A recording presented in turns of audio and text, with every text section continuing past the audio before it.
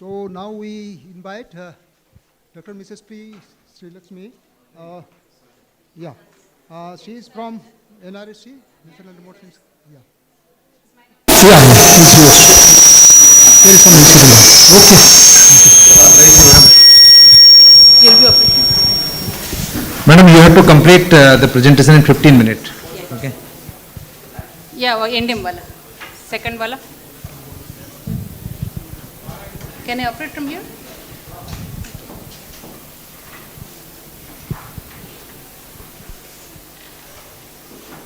Yeah, good morning, good afternoon everyone. So today I am going to talk about the project called National Database for Emergency Management. So actually you have seen various organizations, they work in disaster management. Like Central Water Commission, they give you the alerts about floods and this thing. IMD give you the alerts about cyclones, and NRSC will give you the space-based products in near real time. So whereas the decision maker is concerned, he needs the inputs all at one single platform. So he wanted the information in integrated mode. So wherein the NDM concept comes into the picture. So there are three main objectives of NDM. So we are implementing this particular project at the behest of Ministry of Home Affairs. The first objective of NDM is to integrate all the geospatial database of entire country in single platform in multi-scale. And the second one is for this entire state data is organized in 1:50,000 scale. So government MHA has identified 350 multi-hazard prone districts. For this, the data is organized at 1:10,000 scale, and 496 class 1 towns where the population is more than 1 million, the data is arranged at much larger scale, maybe at 1:4,000 scale. So having the data in place, we need to generate certain decision support tools, as users directly cannot use the data. And for disseminating this information, you need to establish a infrastructure.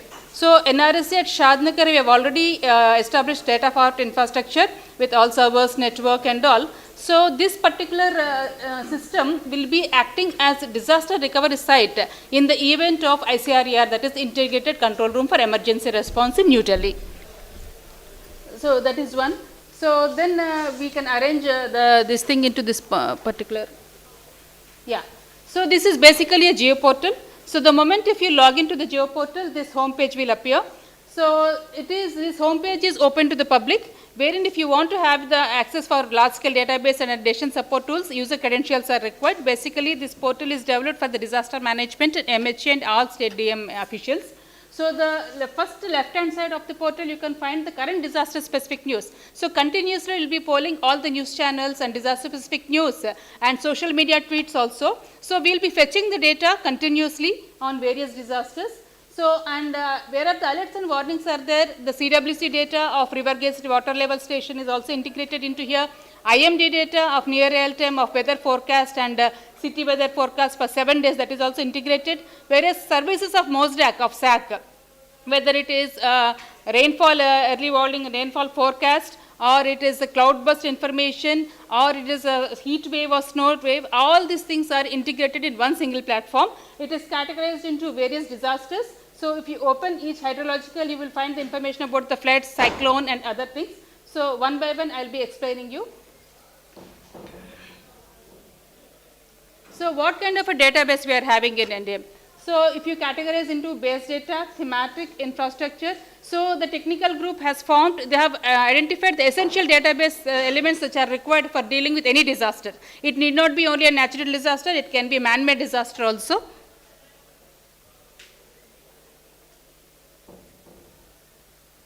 So these are all the under raster data. We are having satellite data and satellite derived products also, starting from the resolution of 5.8 meter to sub-meter data we are having, basically for a better visualization and to complement this vector data.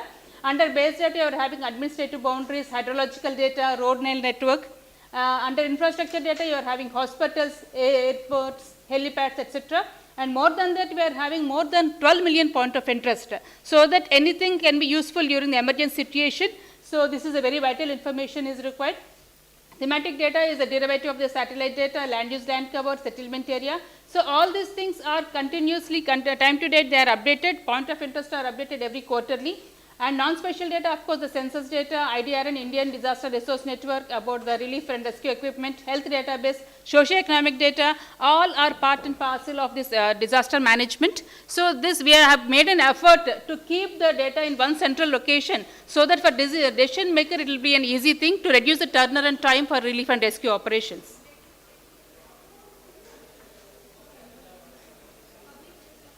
So under emergency response, what kind of a services we are having? So what are all the products that are generated in near real time by NRSC or any other agencies? It will be ported into Indian portal within near real time. So either it is a flood delineated product, or it is landslide damage product, or earthquake related products, immediately it will be hosted onto the NDM. And of course, whether the state stakeholders are there, and SMS alerts also will go to the concerned state departments are there. So, and also geospatial tools are there. We are having evacuation tool, we have proximity tool and network analysis. And incident reporting mechanism system, basically we have developed this particular module to suit the requirement of NDRF officials. So when before proceeding to the field, they require the approvals from their local battalion heads and as well as the NDRF headquarters also. All these approvals are inbuilt into the incident reporting system. That incident can be reported either through mobile app or to the desktop version also. And it can have a this thing of giving the field photographs to know the situation assessment.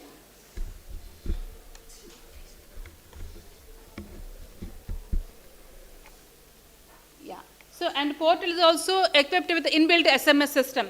So you can broadcast the SMS during the alerts and warnings, and also you can send an email up to more than 5 MB data you can send through the email system. The main concept here is during the emergency situations, user need not go to different portals or different means for communicating. So the data as well as the communication will go from NDM portal itself. So resource management, basically it will give you the information about allocation, reallocation of essential commodities during the emergency. IDRN, I will explain you in the next this thing. And we are also having mobile apps for collecting the field data, also to enrich the database. So all the SMS alerts is for each and every module, whenever there is a product is updated or any damage assessment thing is there, so the SMS alert it immediately goes so that they can immediately refer to the portal for further details. So these are all the examples of the products in near real time. So what kind of a products we are disseminating through portal, these are all the examples. So this is the recent Sikkim Chungdam dam data, and as well as South Rohtak lane, everything is available in the portal, one can have a look. This is another example of damage assessment products what are available. And top of it, what are all the historical database available, not only the current data, the historical data is available from 1988 to till now. So that data is also integrated, so that will be a ready reckoner for the people to assess the vulnerability or the hazard situation in the particular location. So when it comes to decision support tools, the basic tools what you are having is evacuation plan. So if you see, once you have any disaster specific layer, it could be a flood layer and any other layer, immediately it will try to interact with the administrative boundaries and give you the list of villages which are affected. The moment if you click on any village, it will try to give you the best and relief shelters based on its proximity to the infrastructure, based on its elevation and certain parameters, so that it will be useful for evacuating the people during the emergency situation. Apart from that, in a given buffer of up to 25 kilometers, what are all the emergency facilities are available, whether it could be hospital or at relief shelters, that kind of information is also available. And suppose if you are having attribute information about the hospitals, about what kind of a specialization is there, how many beds are there, and other ambulance service is there, if it is inbuilt into the system, that information is also made available. And route analysis, it will give you the optimal route between the source to destination. So based on the distance and as based on the time, that information is also made available in the NDM. So this is the incident reporting system. As I told you, the moment the incident is reported, it will be reflected into NDRF portal as well as the state portal also. So they will have a tool for either approving the incident or for closing based on the authenticity of that. So by this they will act upon, and the SMS alert will go to the headquarters as well as the battalion heads, and they have a provision to see what all the historical incidents are occurred in the past and what kind of action is taken by NDRF. That kind of a querying and report analysis also can be done using the incident reporting mechanism. Interaction tool, as I told you, so AP state government, they are vigorously using this particular this thing during the alerts or flood season. More than 3,000 SMSs are being sent through portal to the various districts or up to village level.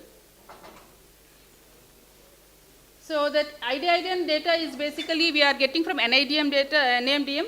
So they are giving you the information about the location of the relief and rescue equipment. So where it is available based on the disaster type. Suppose if you are looking at the flood, so whether flood jackets are available or floating boats are available. In the case of earthquake, whether you have the cranes are there, that kind of bulldozers are there, that kind of an information, where it is available, how much quantity is available, what is the contact number, including the geospatial viewer also you can use this information. So apart from that, we are having the mobile application also. The entire portal is made available in the form of an app, that is NDM Lite. So all the essential services which are related for the field level operations, they are integrated and this mobile app is developed. And basically other map is there, that is relief management app for incident reporting. Relief management is basically for SOS kind of an alert. Suppose if you are stuck in any disaster location, so that particular latitude, longitude will be reflecting at the control room. So then if you are having the breathing time, one can report using the multiple photographs, and if, suppose if you have any need about food or medicines, that also can be from mobile app, they can translate to the control room. And geotagging, geospatial data collection, basically to enrich the database, suppose which is not available any such this thing, these maps can be used for enriching the NDM database. So as the sir has explained in the previous this thing, we are having also hazard atlases which are prepared by NRSC using the historical data. Those are also uploaded into the NDM portal. You can have a look. So early warning system, we are having special early warning system for two rivers, that is Godavari and Tapi under NHP. And surface runoff products are also available. Basically, these are generated based on the rainfall alert and the under surface properties are concerned. So this will give you an indication about the likelihood of flooding in the country. This is also one of the major input for planning the satellite data during the monsoon season is concerned. And the CWC, whatever the 5-day flood forecast is there, now they made it 7-day flood forecast. That is also integrated into NDM. So during the cyclone season, what all the IMD gives the cyclone track immediately within no time it is updated in NDM. Apart from that, we generate the buffer maps also. So giving the which kind of what kind of villages are likely to be affected and what emergency facilities are available. This map will go in the form of GeoPDF to the users. In the form of WhatsApp also this information is being disseminated. So apart from that, we have developed one geospatial viewer. So these individual systems you are using individual modules. So all these things are reflected in pan-India disaster alerts or warnings. So on one map itself, you can click and see where the disaster is there, where the IMD nowcast, where it is available, where the earthquake incidents are occurred, or where the water levels are overflowing. That kind of information you can see only in one single window. So for MHA or any control room person is concerned, this will be a ready reckoner for them to assess the disaster situation across the country. So in that recovery planning, we are having post-disaster need assessment tools. So basically, this is developed by NIDM. We have implemented this for all the 14 sectors are concerned. So this is in a nutshell about NDM is concerned.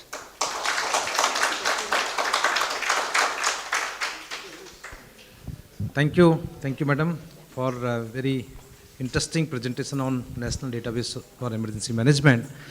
This is one of the very important data as per the disasters are concerned in the country. It's a good compilation by Department of Space.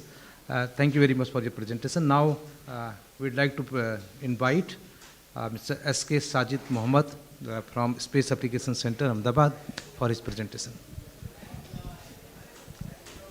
Good afternoon.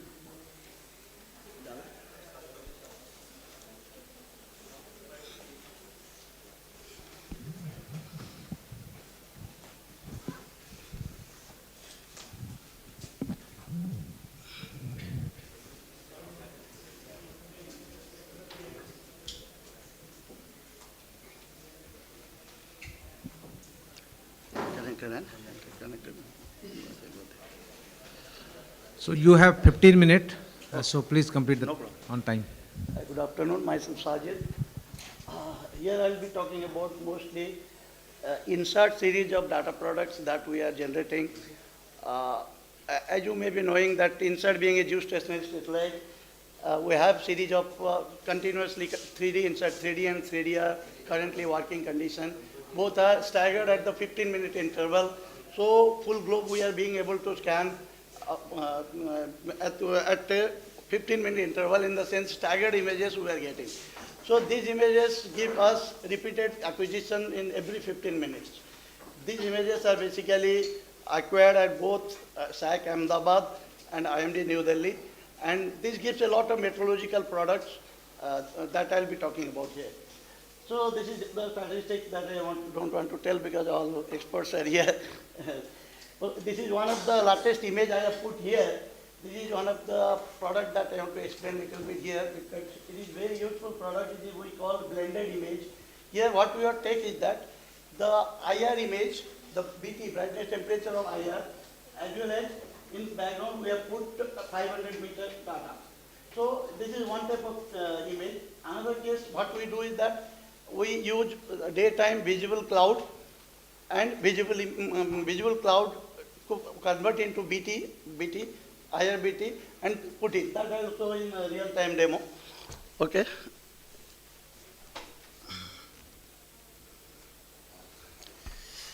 So when I'm talking about, in general, I'll be talking about Mosaic website, where it is storage of a lot of products from different satellites. So my last aim will be to give you a demo if time permits. Otherwise, I will just give you briefings of all that. So we have different applications, and these 17 million products are being disseminated to these many countries. And we have major applications for ocean eye. Then we have for giving the track to Shipping Corporation of India, Scorpio for cyclone intensity and track. Similarly, heavy rain, and we have safe beach application, that is basically considering 175 beaches of India, where it gives the low, medium, high probability of danger in case of rip current.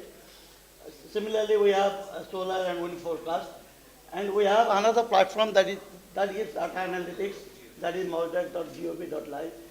You see, these are the few samples. We have ocean eye, cyclone, then visualization, rip current, and this is the full globe product I am talking about. Every 15 minutes we are acquiring this data.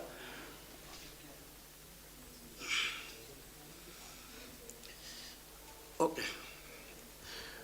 Now, what I'll be talking about now, mostly people are here, they are interested with cyclone and heavy rain and all that. So, I'll just give fastly.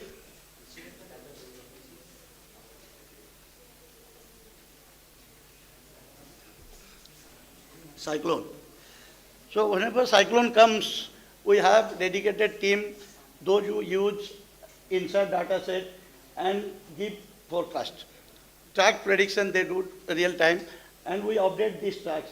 Irrespective of IMD, we separately do this job on our data sets, both using insert and scatter data. So if you see, this is the current cyclone, and it has provision to show other cyclones that has historically occurred in the last 10 years. That is all that there. Here we give the cyclone track and the BT image and all that we give. This is one of the major thing in case of cyclone. Then if we come to next page, this is the image I was talking about. This is the blended image, which is the most popular image that is available in Mosaic. What we give is that this background image is nothing but either it will be visible image or IR image based on illumination condition. For example, daytime we have visible band where clouds will be more clear, but at night time there is no visible band availability, so IR image only coming. This background will be either IR band background or visible band. But this is nothing but the BT, the range of BT that is useful, that determines or that tells about the temperature, the brightness temperature that has gone below certain level. So here what we have given at different level. So it come to 140 to 240. Here we have kept, that is the range. whenever BT goes here, sometimes it will look odd that normally red is considered hot. Normally red is considered hot, but here it is negative. We have shown red part is colder, though it is colder, but that product point of view, this is the hot target. One has to see that part particularly because this is more dangerous part where temperature has gone very low. BT value has gone very low, giving the probability of heavy rain.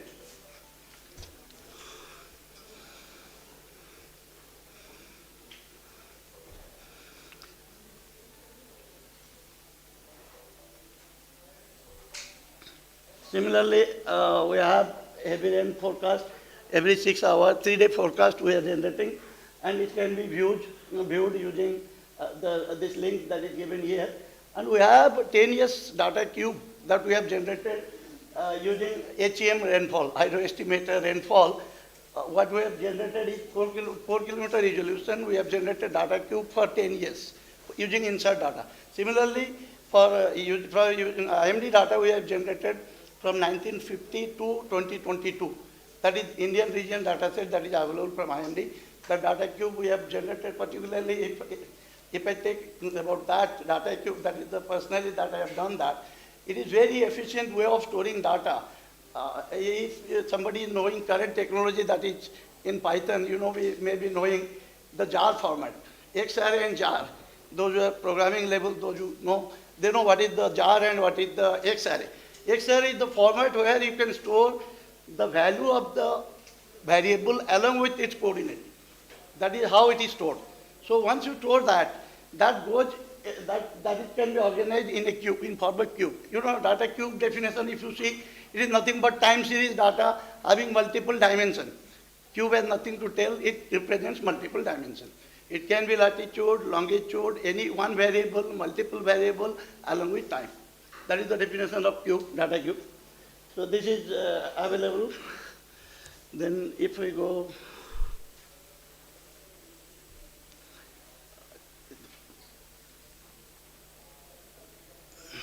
similarly, this Cloudburst product is also available. This recently, before coming, just I took this particular date, surge date, which is near to current scenario.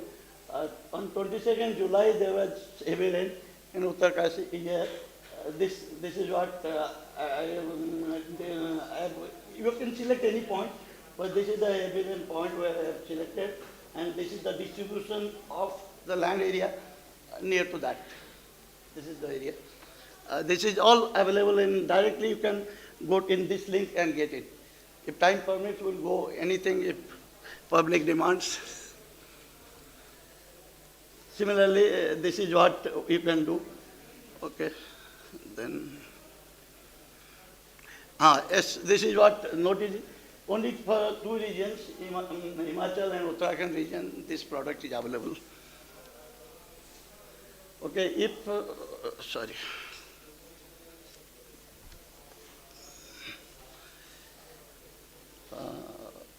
Similarly, if you go lightning, anyhow, this is a very controversial thing, lightning. Some product is there, but uncertainty level is there here. And NRC is also giving some lightning data here. It can be, somehow it is compared with the rainfall activities. Okay, if you see this one. Then if you are coming to, okay, heat wave and cold wave, this is another product that we are giving, that is the heavy, in particularly high temperature, during high temperature and cold wave condition, this product can be useful for the people. Then rip current, that I was telling. This is rip current is basically, we have identified few beaches, 175 beaches, and 6-hourly 5-day forecast we are giving.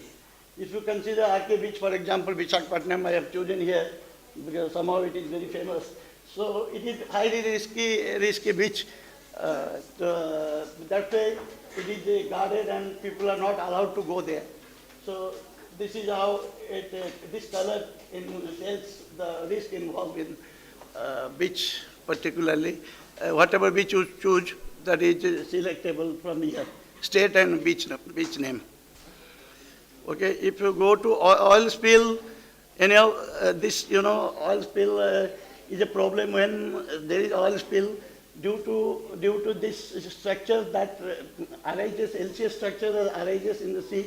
The flow of oil is being determined by that. So this is one of the products that is available in Voltec that may be useful for the ship, all that. Similarly, if you consider and okay, state portal. Here you can select any state and go this state, for example, Kerala I have selected. There was heavy rain on that day, particular day. I tried to see at 2 places. That's why I have selected current example. Here you have different parameters, like you have wind speed, and as I told, all forecasts are 6-hour forecast for 72 hours here. This is what, and here what you can do, you can select these plots. There is a, I'll come to that. There is a T5 gram, there is a blended image attached to this.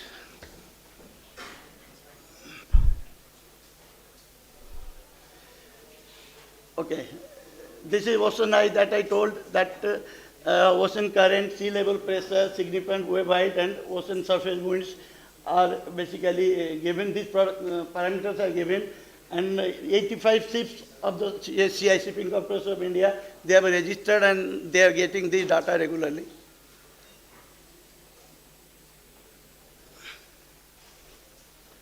Okay, then last one here I'll show you the city weather. The city weather also, particularly I tried to see Dehradun. On that day particularly, you see, this is the, as I told, the city weather also, temperature, wind, rain, humidity, and surface pressure deviation. This is surface pressure deviation from 1000 HPA. And this is the humidity, cloudiness. And there is another, here there is a marker here. This plot gives the T5 gram.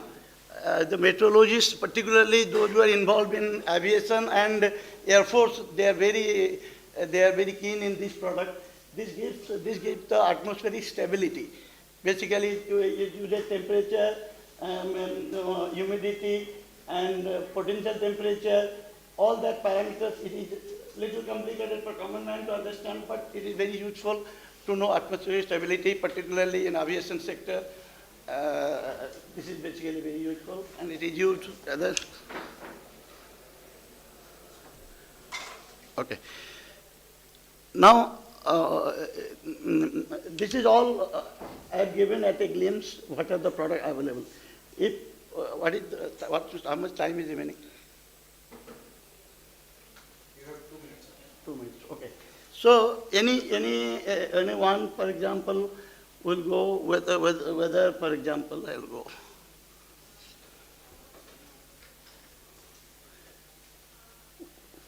We'll go to a link.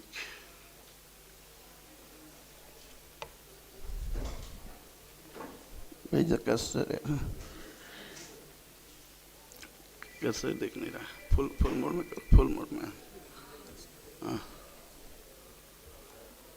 Okay. Full mode करो.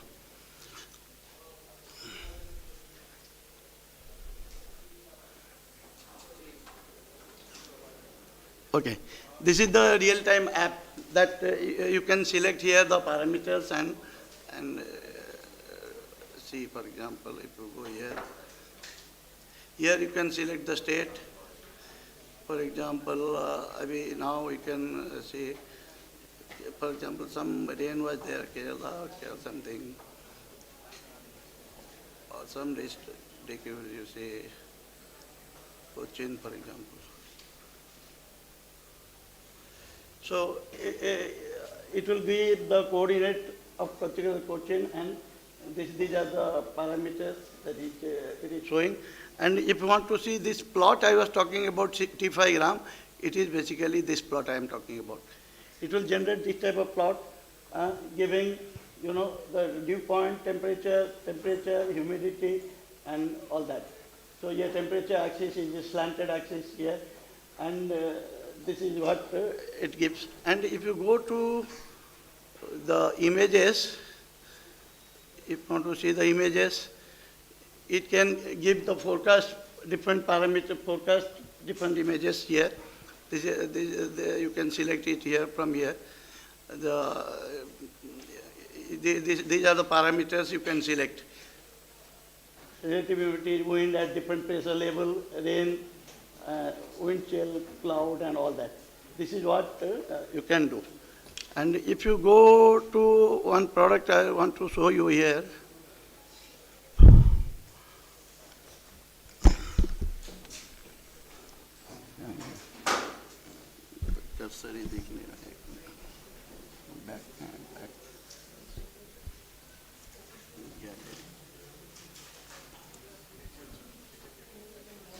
If you want to see this gallery that I was talking about, this is the Model Gallery main page where you see first that blended product. Now there are a lot of products that is available here. You can go and see it here. And we are generating also images for Indian states also we are generating images. This is for Andaman or anything, you can choose it. So, for example, you can see like Gujarat or anything. For each state also, you can see the manager. That's all. Thank you. Any question? So all the links are given. You can go and try. That is basically every link takes 15 minutes to explain. So that's why I've summarized it. Yeah, thank you, Mr. S.K. Sajid. It was really very interesting presentation. And MOSTEC being one of the front runner in the, especially for meteorological and oceanography applications, based on satellite-based observations, really it will be useful for the disaster managers basically in the operation board. Thank you very much. Thank you. And now we would like to invite Ms. Anita Pandey, again from the Space Application Center, Ahmedabad, for her presentation. Madam, you have 15 minutes. Yeah. Please try to complete within time. Like your buzzer is there to stop me.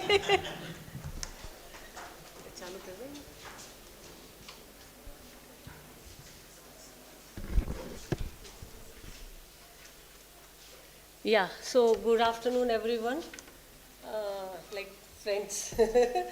Now, till now you have gathered, we have gathered all the data and we have all the database and how to use that database. But the most important part is how to communicate it. And you have seen that during disaster, the first thing goes down is our communication network because we are highly dependent on our terrestrial network for the communication and support. But during the disaster, the region which is under distress first get affected by the communication, and there the satellite plays an important role. So here we start with my presentation. So like disaster is a natural and man-made events, and generally like कहते हैं कि disaster warning नहीं देते, suddenly आ जाते हैं. But in my opinion, or in a scientific view, disaster always come with a pre-warnings, right? It's our ability how to read it. And okay.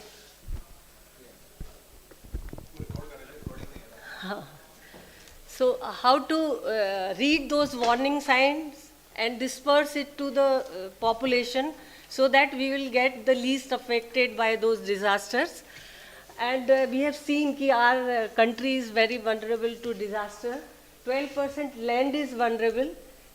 We are vulnerable to the drought also because lots of floods are there, droughts are there, then landslides are there, then heavy rains are there, cyclones are there. So we are, our country, our topography is such that we are affected by all kind of disaster and all kind of man-made disaster also. We have communal rights, we have regional rights and all that.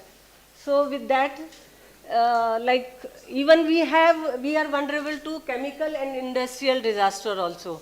So like recently this movie is running on the Bhopal tragedy. That is a good example of our chemical disaster. Even the company was knowing it before that the few systems need very urgent attention but they were ignorant about it and the disaster has happened. So now if you see our country geography, each and every state has got different kind of disasters.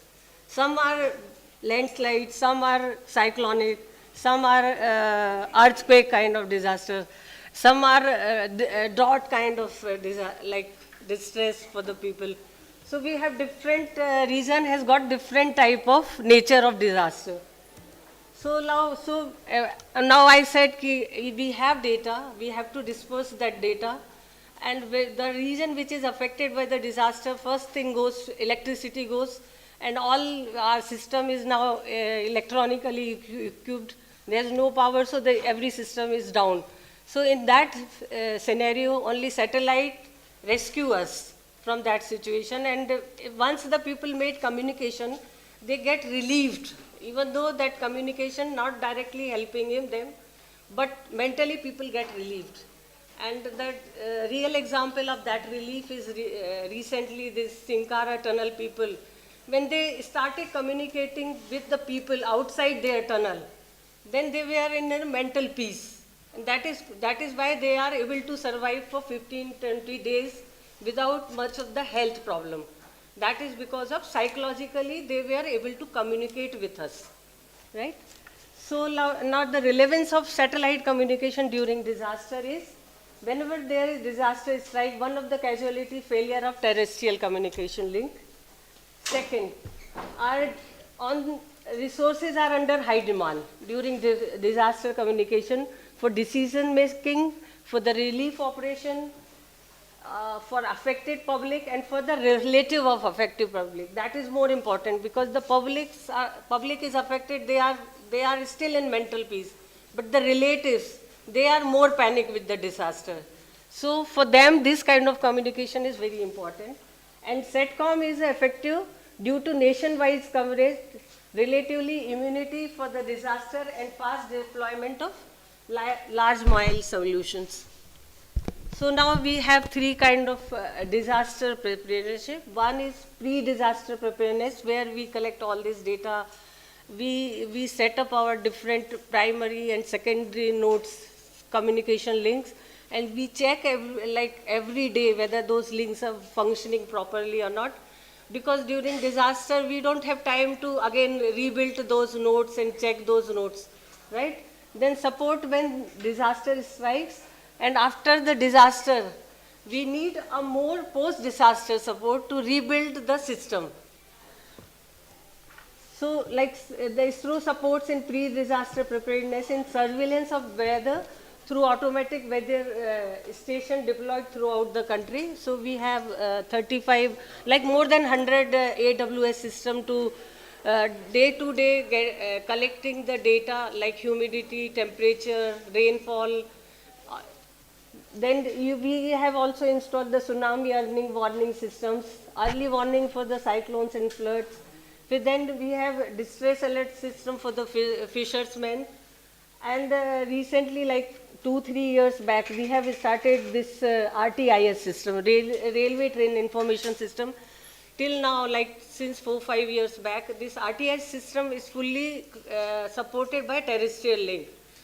But like terrestrial link is reliable for the urban and populated area, but when it goes to a deserted area or unmanned area, there the terrestrial link support is not available, and that's why sometimes when you see online railway information, you get the time left of sometimes half an hour or 1 hour time limit, because the locomotive is not able to communicate with the terrestrial link.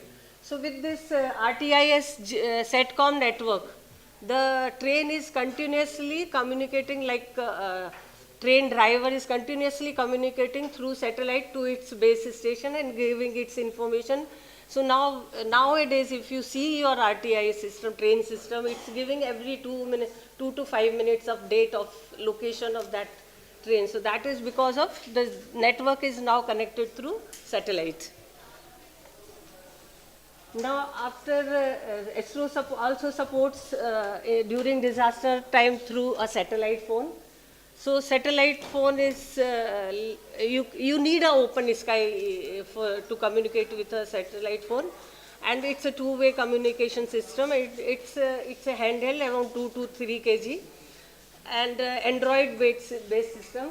Then you have portable multimedia system. Through this system, you can do a two-way video conferencing or broadcasting. Then reporting terminal for first responder. This is a messaging system. So you can just one-way message ki I am in distress, and we have configured this reporting terminal with our Navig system, so it can send its geolocation also. So the other hand, how people know ki which the signal is coming from the which place and what kind of distress alert is there. So it's a one-way transmit only system. And these are satellite broadcast receiver. These are the one-way receive system which receives only the information. So these are also installed in disaster prone area. They are continuously, if some distress signal, if we have to message the alert the villagers or people around there, so they warn the early warning systems for the emergency. And post-disaster management virtual, like after disaster, through satellite we can establish a virtual private network for the video conferencing, video and data communication to help coordinating the between agency to recover from the disaster. So this is a typical network we have, like ISRO has established. It is on GSAT-12 satellite, where there is one primary node, hub station is there. It works on the star topology. There are 8 primary nodes, and they like with a different bandwidth.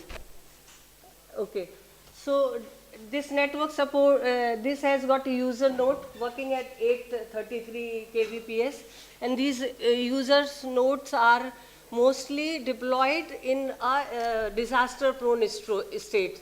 So they are in this 18 to 20 state, especially they are more located in this northeast region and northern part of the India.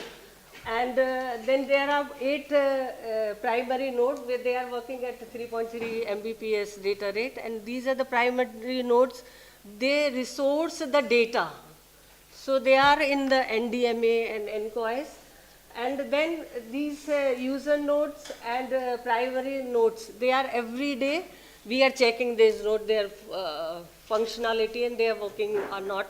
And even we check whether their UPS system is in the correct position, like they are charged and all. That reporting we do every day. And these nodes, then one can establish a small 1.2 meter BSEP terminal in the disaster prone road, and they can then communicate with these primary node through hub. So like this is a hub outbound, like the hub is working at 11 megahertz bandwidth. And the primary node and secondary node has got, like 8 primary node has got dynamic bandwidth allotment. If some primary node user needs more bandwidth, then we give them that 3.2 megahertz, otherwise they are working at 0.8 megahertz bandwidth.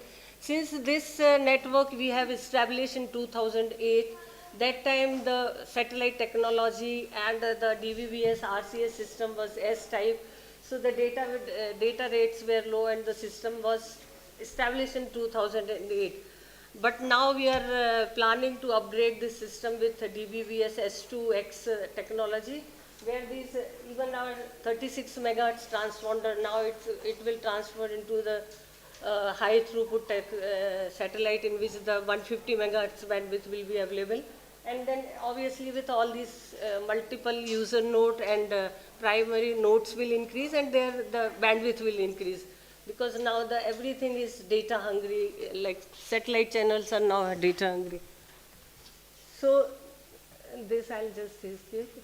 These are this is typical hub station for this DMS VPN configuration error, where we have 4.5 meter antenna. This hub station is located in Delhi, right? And with LNBC, BCA, and one can do like telephony or video conferencing, or one can even establish, this is a hub station. This is a typical primary node station, and here we are developing some new application where here we can set up a small Wi-Fi area also around 1 to 2 kilometers. So even on the mobile, if can work within this network around 1 to 2 kilometer area. So like when the disaster was happened in Uttarakhand, Kedarnath, our team flown from here to Kedarnath, and then they have established 1.2 meter VSAT terminal, and we were able to give the satellite communication network. We have established the communication network over there to help rescuing people. So this our team went there. This is the Badrinath team, and the typical that small antenna, 1.2 meter antenna, and the indoor unit is was just one modem.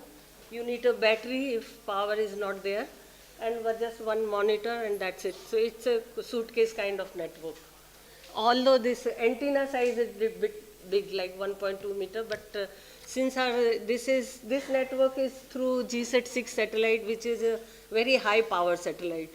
So with a small antenna, we can, even with the 0.6 meter antenna, we can actually receive a very good quality of signal. Two-way communication is difficult, but one-way receive can like easily we can do it. And this is during Jammu and Kashmir, that flood situation. There also we have established the similar kind of network, this 1.2 meter network. So this network, like VSAT terminal, deployment of VSAT terminal at very remote region is very easy, and with the battery we can do a small like short duration communication, and with this modem, small modem is there, and that modem we can configure for the work. That modem can work as a hotspot. So even we can establish a Wi-Fi mobile network also through this system. So that we are working on it. So these are the typical satellite phone. This is the, yeah, just 2 minutes. Sir. These are the typical satellite phone. This is early generation, which were 3 to 4 kg because the battery size was big. Now I think I have set sleeve also. This is that now Android based system. This is hardly 400-500 gram satellite phone. Only thing, for the satellite phone you need an open sky. You cannot sit inside the room and walled area and communicate it. But this phone is like, it's becoming very popular from our thing. So it has got Android system, and that is a smart thing which in this our system is working, where all the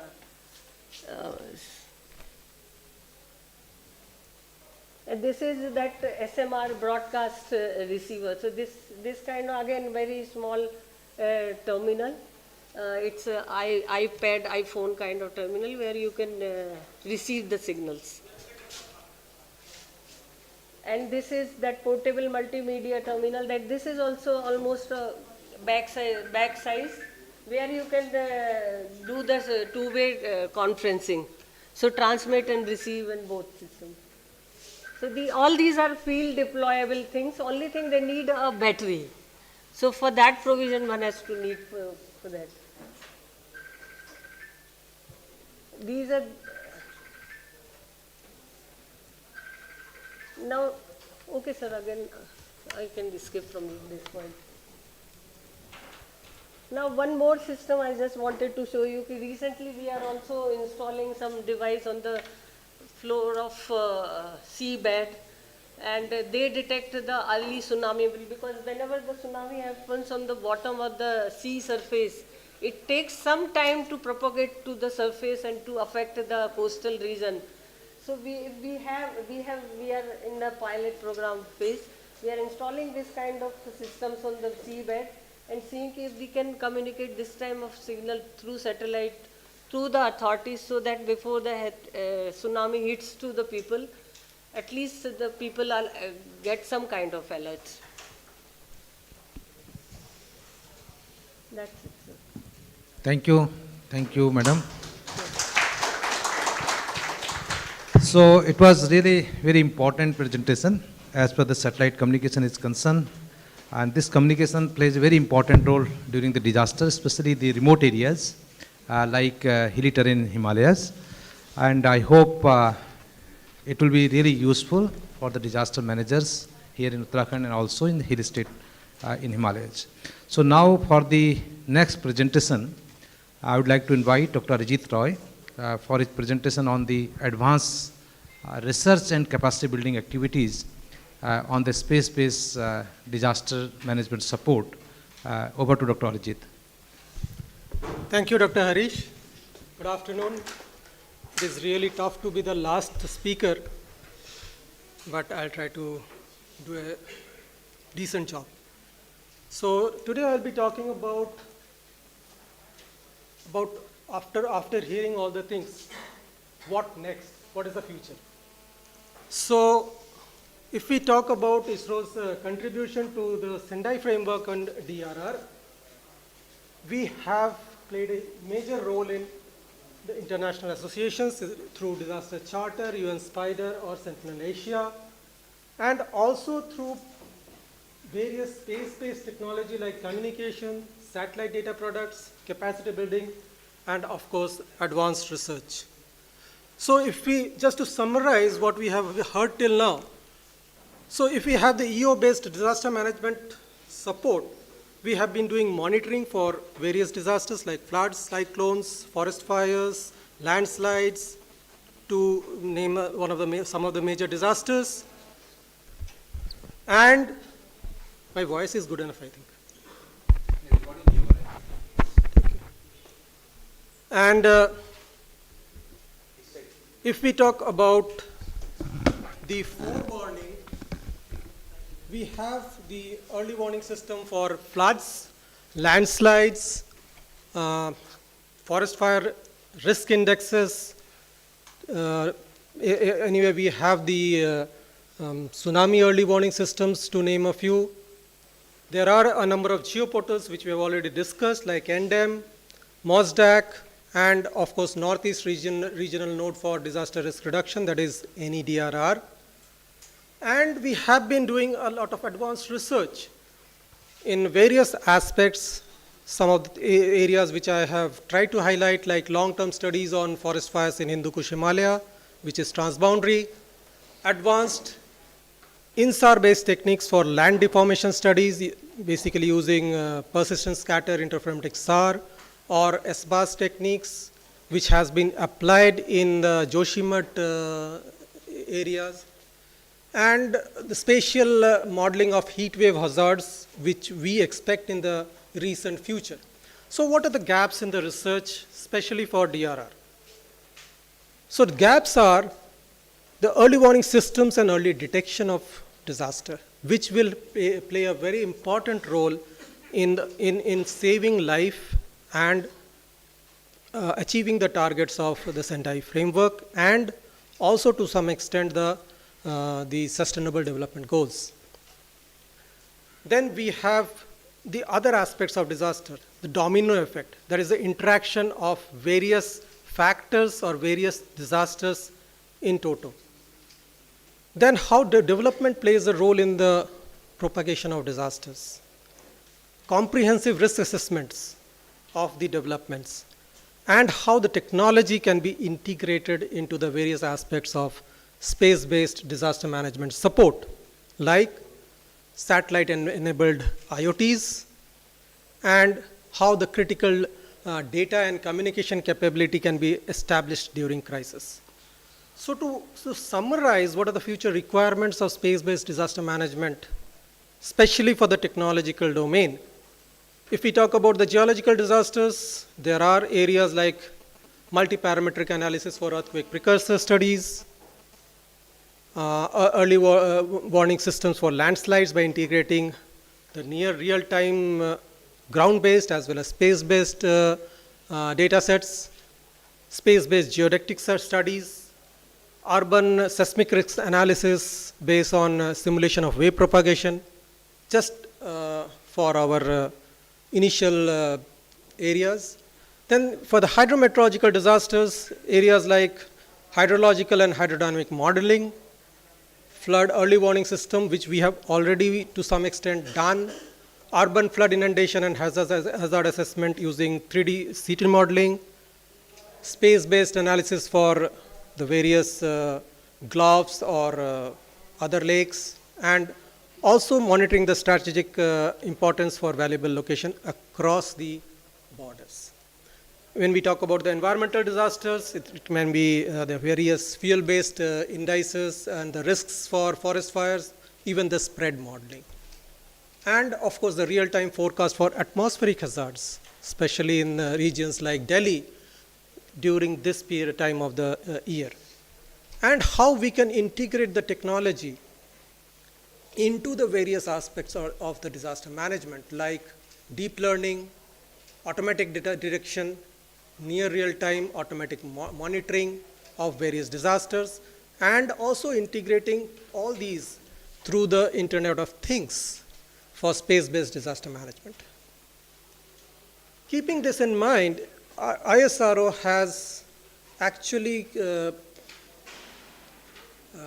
is carrying out a project in which we are integrating the premier institutions across the country to develop various advanced research areas for application of space technology in disaster management, which actually involves preparation of or development of new methodologies or algorithms for hazard detection, application of AI, ML in disaster management, developing innovative early warning systems, and multi-hazards and vulnerability assessment.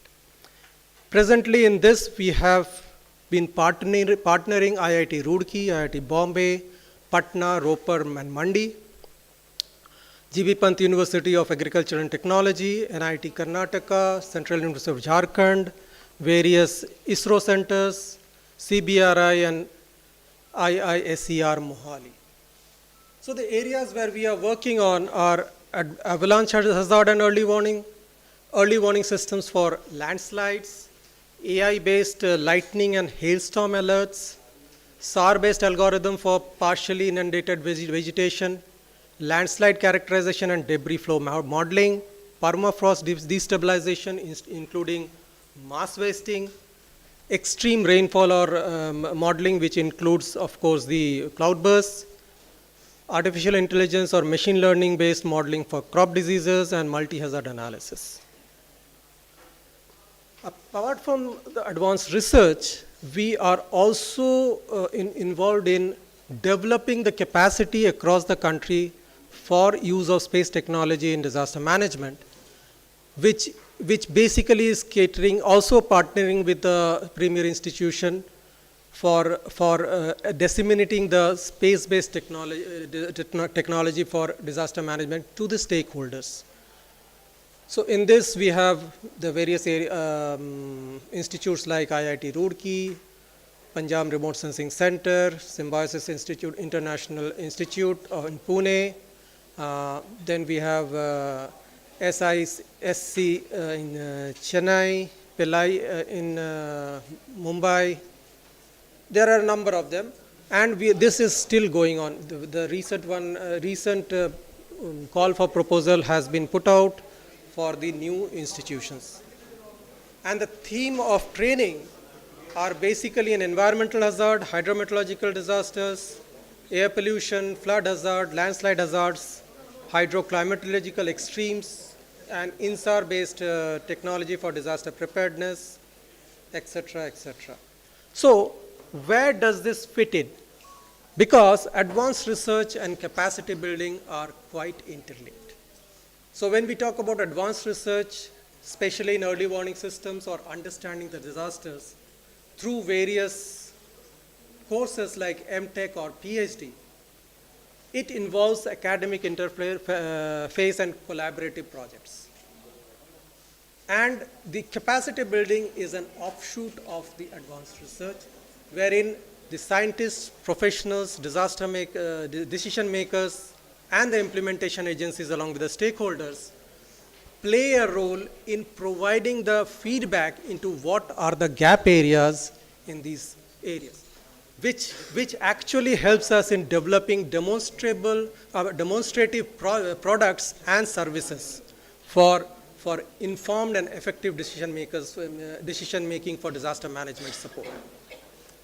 Just for example, some of the student research highlights which has been carried out at IIRS in forest fire, heat wave, climate change and long-term ecological changes, multi-hazard vulnerability, riparian ecosystem vulnerability. They are all developed by students through the various PhDs and other things. And Indian Institute of Remote Sensing is playing a major part in transfer of technology through capacity building and research in remote sensing and GIS technologies, wherein it is catering to the national needs through various postgraduate courses, certificate courses, and other international programs, and also the international needs by hosting the Center for Space Science and Technology Education in Asia Pacific, which is a regional center of UNUSA, and conducting various programs through the CSSTEAP umbrella. Apart from that, ISRO is also supporting the various activities of United Nations Office for Outer Space Affairs in various technical advisory missions or the various tutorials in space-based disaster management support and climate change impacts. Thank you very much. I hope I am in time, and if you have any questions, we are here to answer you. Thank you, Dr. Ajit, for completing your presentation on time. With this, I think we have completed all the presentation from the panelists. So now, before taking the questions from the audience, so quickly I would like to brief the sessions, what we discussed during this particular session. Yeah.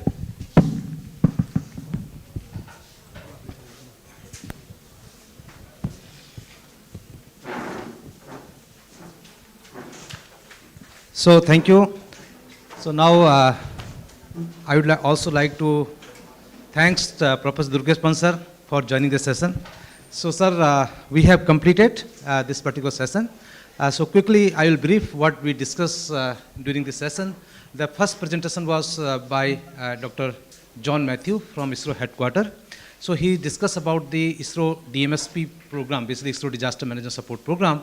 He very nicely briefed about the different activities, right from the pre-disasters, during disasters, and post-disaster support by ISRO, either through the Earth observation satellite, satellite communication, or navigation satellite. He also discussed a little bit about the future missions, like NISR missions, what ISRO is planning, which is going to play a very, very important role as per the disasters are concerned. Then we had the next presentation by our speaker again from the National Remote Sensing Center, Srimati P. Lakshmi. She has highlighted a very important product from ISRO called National Database for Emergency Management.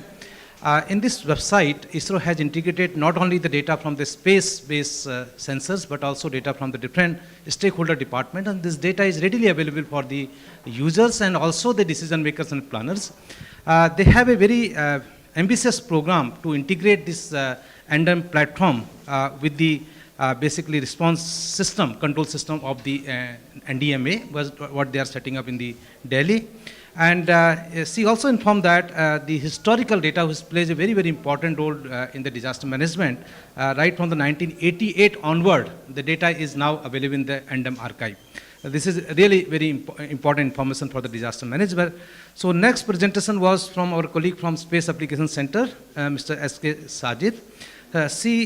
He talked about the different meteorological and oceanographical data product from our MOSDAQ portal, which is available for the user since long time.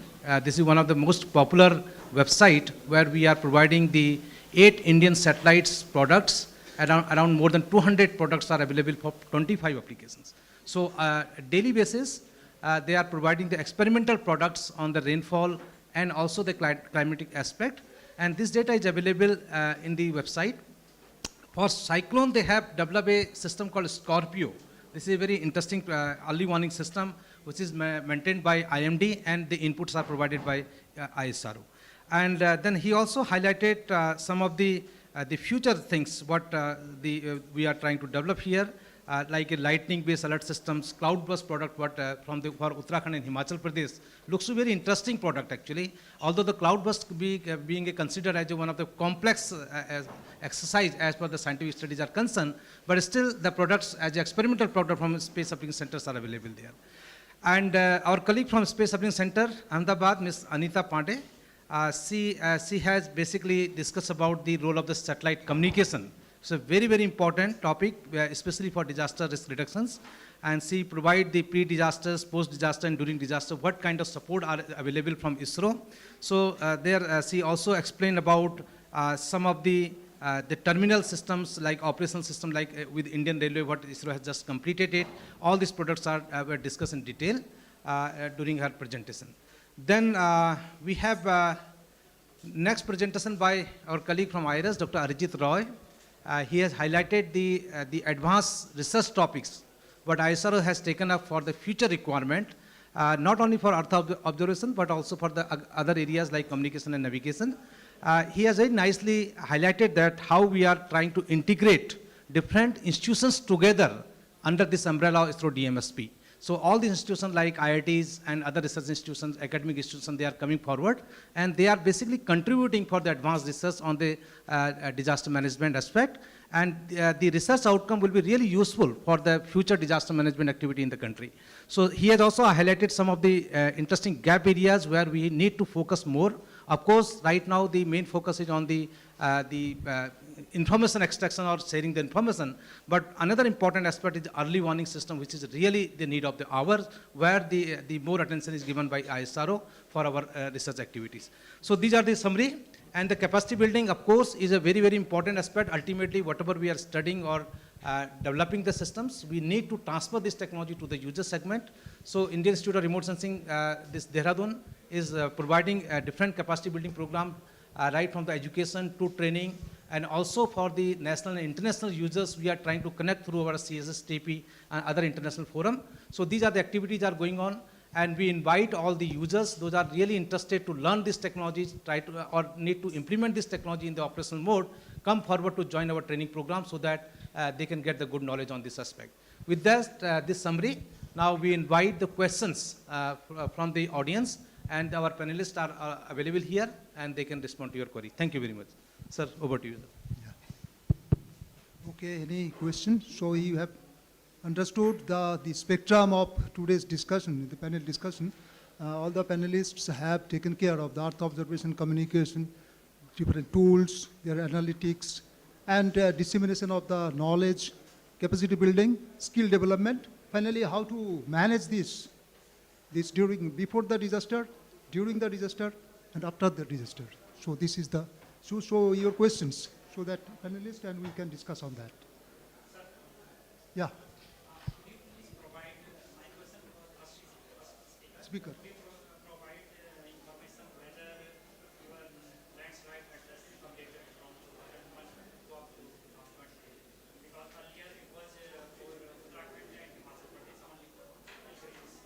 Yeah. Dr. John Matthew.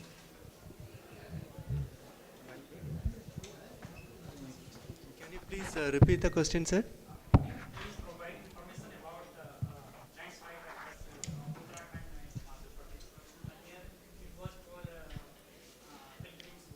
Yeah, that was actually the susceptibility mapping done along the route corridors at 25,000 scale.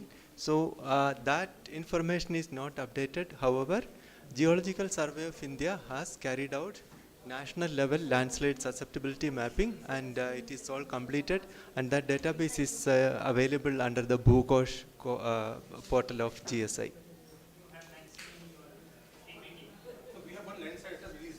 No, that landslide atlas is the inventory of landslides comprising of the database from 1988 to 2022. That is the inventory, atlas of inventory, whereas what we had done in that earlier time was the susceptibility mapping. That is susceptibility along the route. Okay, just to add, Dr. John Matthew, Yeah. He is the man, but even then, some information I can share with you. That pilgrimage routes, it is a long back story, 20 years back story. After that, we have worked on the northeastern region also. Correct, So that correct. is our Northeastern Space Application Center is taking care of these areas. And along with that, now Geological Survey of India is the nodal agency, along with ISRO. They are working on the landslide inventory generation for the entire country. That is one. And another thing, there is a new, this year mission has been started, new project you can say, that is the SILAS under NRSC. That is whatever this movement, slow movements you can detect any of the areas, that they will give you some kind of warning. This is at the initial stage. But that has a very great future, that all the organizations like IIRS, like NRSC, and all the state remote sensing centers and all over the countries, different organizations who have these capabilities. But this is very much capability is very much there all over the country. So they will take care of the entire country, the early warning based on these movements, as well as rainfall yes, threshold. yes. So integration of two things, one is the movement, another is the rainfall threshold. Probably Uttarakhand State Remote Sensing Center will be a partner institute for the SILAS project. So this it is more than the scale. It is the digital database. One is the inventory. Second is the early warning. Yeah. Yes. 50,000 scale. Originally it was 1:50,000. Generally, this philosophy is only for the these vulnerable areas, where the studies will be taken care for the movements. Okay. Thank you.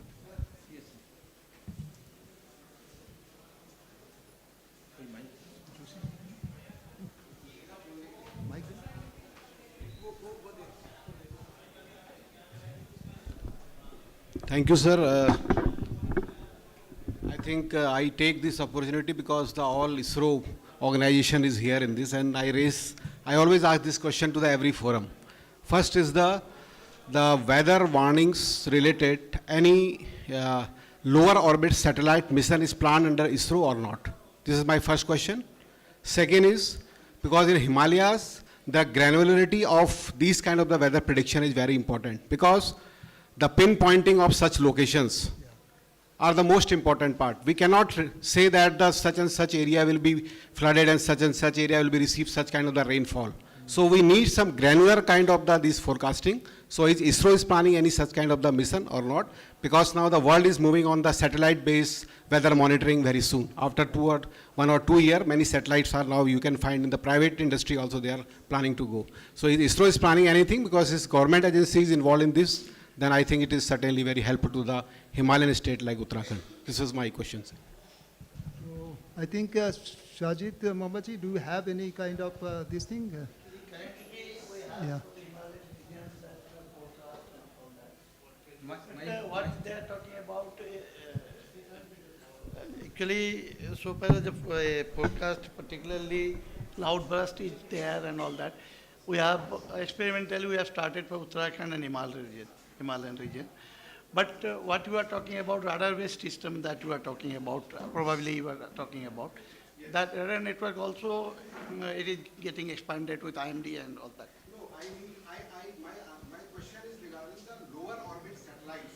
Basically, now many private agencies and the Europe and America are planning to the satellite-based weather prediction. And very soon, as per my information, 2025 or 26, we receive such kind of the weather forecast on mobile.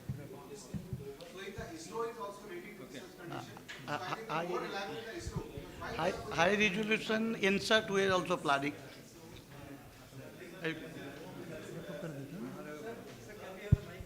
Okay, so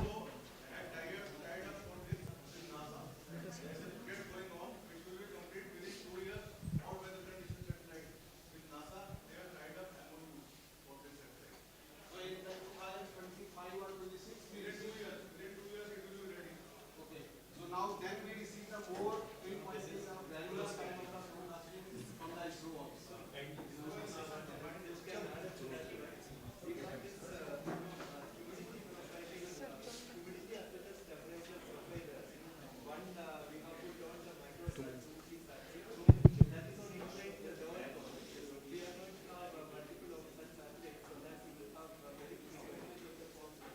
Thank you, sir, for your interesting questions, and I thank the chairs and co-chairs for finishing the session in time and also taking time for this particular interaction. I hope this interaction will continue after this session. We have DG UCOST, Dr. Durgesh Pant with us, and he was there for the last session. I think I'll request our DG to facilitate our panelists who have come from different parts of the ISRO centers. I'll request first our first speaker of the session, Associate Director Dr. John Matthew from ISRO headquarters, Bangalore. Sir, please be Dr. John Matthew.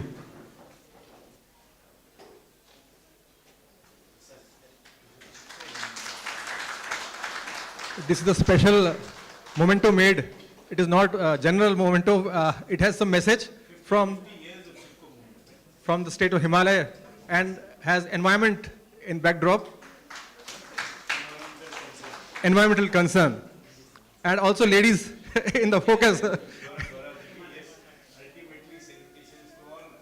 Next, we call our speakers, Madam Lakshmi from NRSC Hyderabad. Quickly,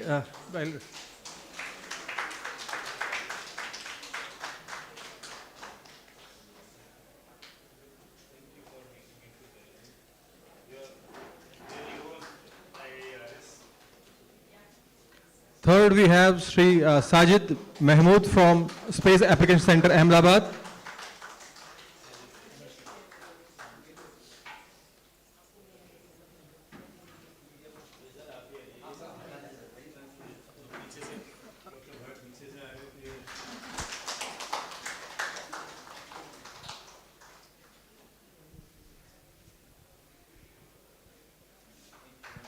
I request Madam Anita.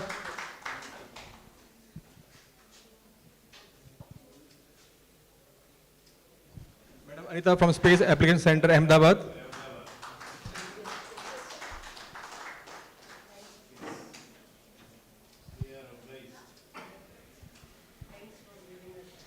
Dr. Arijit Roy from Indian Institute of Remote Sensing.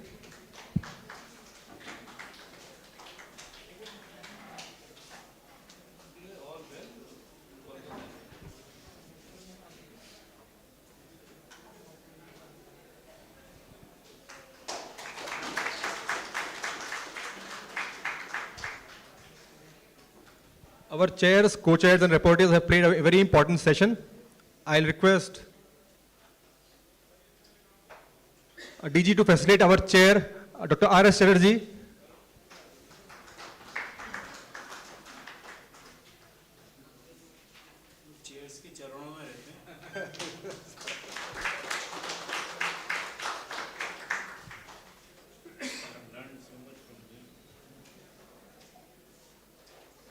Dr. Harish Karnatak, co-chair.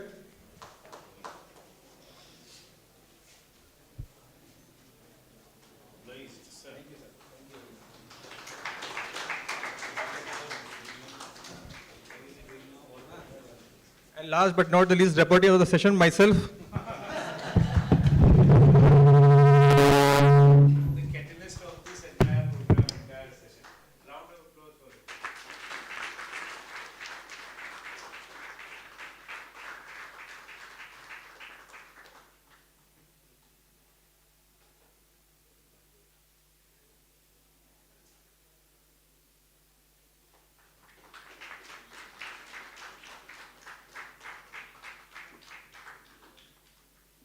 Thank DG for his courtesy that he has come to our session, and all the audience who has been there with us. I think the hall is entirely full, 90% full. It is very rare to see after the lunch. So we thank all the audience for their patience hearing. Thank you. We'll meet sometime again.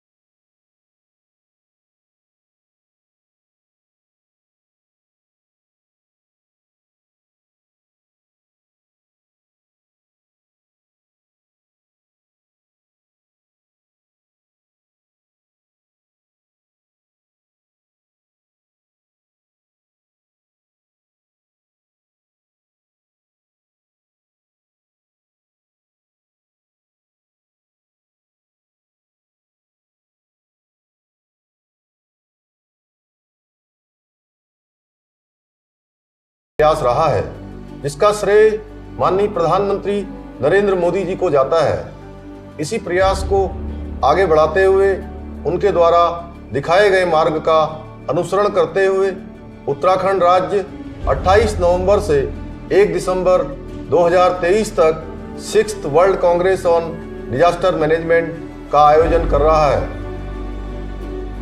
आपदा एक वैश्विक चुनौती है, इसलिए इसके प्रबंधन के लिए भी पूरे विश्व को एक मंच पर एक साथ आना होगा, नए तरीकों पर बात करनी होगी, अपने अनुभव साझे करने होंगे और ये सब करने के लिए हिमालय की गोद से अच्छी जगह और क्या होगी, क्योंकि सदियों से खड़े ये अडिग हिमालय ही तो हैं जो विश्व को धर्म का ज्ञान, अध्यात्म और योग का पाठ पढ़ाते हैं। तो आइए और 6th world Congress on disaster management में सम्मिलित हों और आपदा प्रबंधन में भागीदार बने।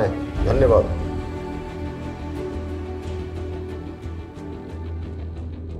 नमस्कार।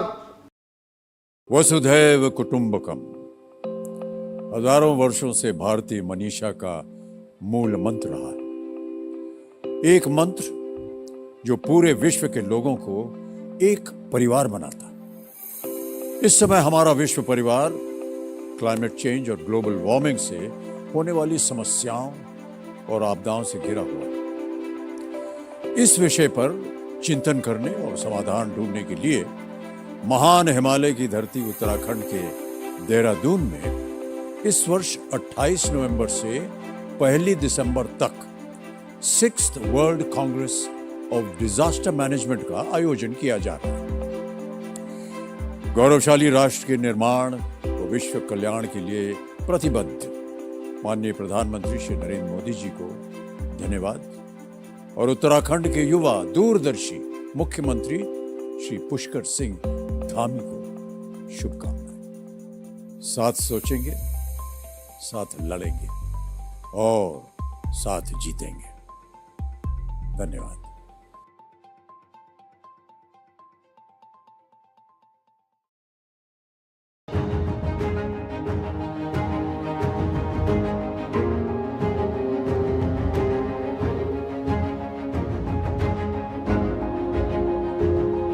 गौरवशाली राष्ट्र के निर्माण व विश्व कल्याण के लिए प्रतिबद्ध माननीय प्रधानमंत्री श्री नरेंद्र मोदी जी को धन्यवाद और उत्तराखंड के युवा दूरदर्शी मुख्यमंत्री श्री पुष्कर सिंह धामी को शुभकामनाएं। आइए और 6th world Congress on disaster management में सम्मिलित हों और आपदा प्रबंधन में भागीदार बने।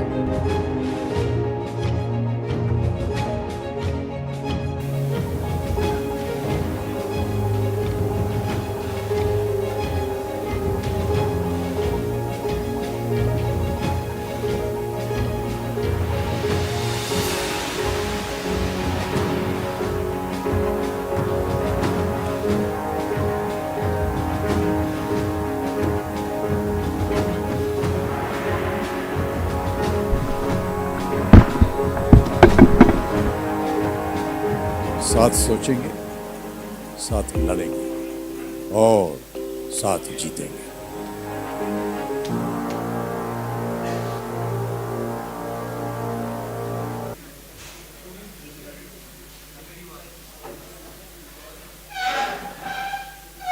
Red Cross and currently working as a consultant with the World Bank and supporting resilience building, recovery and resilience building in many different states of the country, and is known to many people who are around.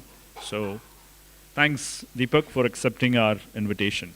And to add to that, he is also member of Red R India, the organization that we belong to, and the one who is organizing this technical session. To my left is Dr. Piyush Rautela, again a known face, known name over here. He is Executive Director. He has taken efforts in ensuring that the Uttarakhand SDMA is there at the forefront of all aspects related to all the, hazardous events that are happening, but not only that. I mean, the book that he has written, I mean, I tried to weigh it. It weighs much more than what it contains. An epitome of energy as it is. Thank you, Piyush sir, for accepting our invitation. To my right side, architect Sujata Kodak. She is an architect by education, by profession, and by interest she works in the field of disaster management, particularly focusing on issues related to the most vulnerable section of the society, and that is women and the life skill development for women. She is founder of a civil society organization called Ecologic Foundation and also a member of Radar. To my far right is Akhilesh Bakshi from yet another hill state, that is Himachal Pradesh. He has been, well, he worked with Radar, he's a Radar member. He's a communication expert, he's a political science expert. He knows, I mean, the combination is such that it gives him a deeper insight of the ways in which the hazardous events need to be tackled so that they don't turn into the disasters. Thank you, Akhilesh. He'll be talking about Radar's approach as well. All said, my name is Prasad Sevekari, and I am a civil engineer by education and WASH professional, or WASH quote-unquote expert by profession. Currently working as holding a position of secretary of the organization Radar India. Radar India is an organization which is involved in building capacities of humanitarian stakeholders, particularly humanitarian professionals who are engaged in responding to different types of disasters.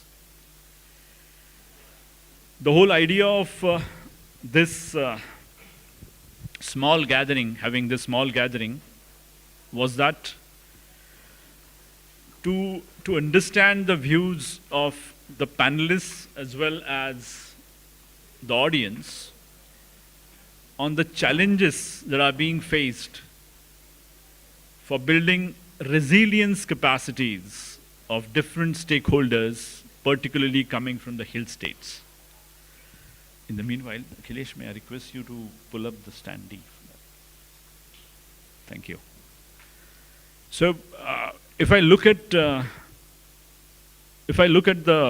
scope or the magnitude of the issue that we are talking about,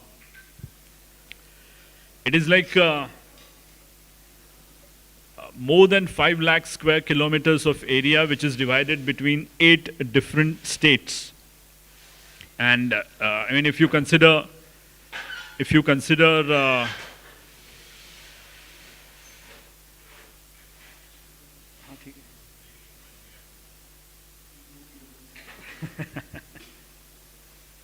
okay, a technical glitch. So I'll just take that time to tell you about the organization that this is. It's Radar India, which is a roster-based organization. We work with the members who come from different professions, different educational background, different skill sets, and we are into provisioning of such a human resource to the agencies which are engaged in humanitarian response in India, South Asia, and globally. Such professionals who are willing and competent. So their willingness is tested, their competence is tested, and then they are deployed with the different agencies. All those professionals that are deployed, they are trained in certain aspects of disaster response, disaster recovery, disaster resilience, and disaster preparedness, all through the cycle. And capacity building, that's how becomes a forte for Radar India. So we say that we facilitate humanitarianism through building capacities of professionals and then deploying them for different emergency processes within India and outside. As a result of the learnings that we have gained from these different deployments and different associations that we have had with different organizations over the last few years, last decade and more, we thought that it will be good to discuss with you about the approaches or the challenges and approaches of capacity building, and particularly so in the hill states, since we have gathered in a state which has hill connotation to it. So as I was telling you, more than 5 lakh square kilometers of area, 8 different states, a little bit of Western Ghat, which covers entire area from Maharashtra to Kerala, a little bit of Eastern Ghat in the state of Orissa, and a population which is nearly 7% of the total population of India. So if you look at the area, it is more than 5 lakh square kilometers. If you look at the population, it is about 7% of the total population of India. These are the people who come from the hill states, which, as we are sitting over now, sit on the ring of fire, where we never know as to when the earthquake is going to strike, where we never know as to, of course, it's a seasonal thing, but cloud bursts are going to happen, and where we never knew when a tunnel is going to collapse either. Thanks to all those who helped in rescuing the 41 laborers that were trapped in the tunnel. All that happened last night, and it was a moment of relief and moment of joy put together. But the very fact that why such things happen is something we need to also discuss. Is development going hand in hand with the disasters? What is it that the stakeholders need to think about when they come across such incidents that keep on happening? We need development and we need to avoid disasters. And as we keep on saying, disasters, they tend to take, they tend to set the development back by more than 2 decades. So what is it that needs to be done to enable the stakeholders build the capacities to reduce the vulnerabilities so that the risk of the disaster be further reduced? This is what we need to discuss today. And the stakeholders, there are a number of. I'll stop over here because this has been a longer introduction. I would request our speaker from the, when you look at the stakeholders, it is government, it is CSOs, it is non-government organization, it is the donor agencies, it is the communities as well. So I would request our speaker from Himachal Pradesh SDMA, Mr. Balwant Chand, to share his thoughts on the challenges that they have faced and the approaches that the Himachal Pradesh government has taken to address those challenges, particularly regarding building resilience capacities within the state. Sir, I would request you to speak maybe 15-20 minutes, and then at the end of the session, we'll have a we'll have a plenary question-answer session. Thank you very much.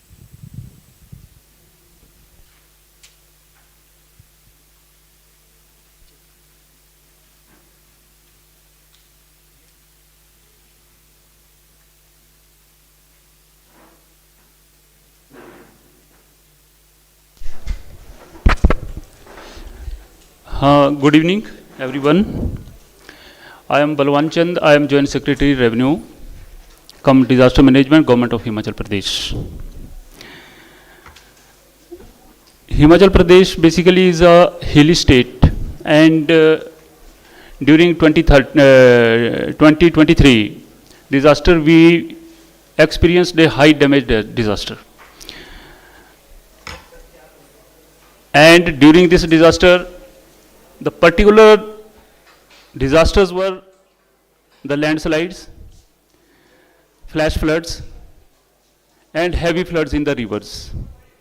We faced a lot of challenges during to recoup this from this problem, and as a mayor, to cope up these problems, a number of steps that the governments of Himachal Pradesh, SDMA took.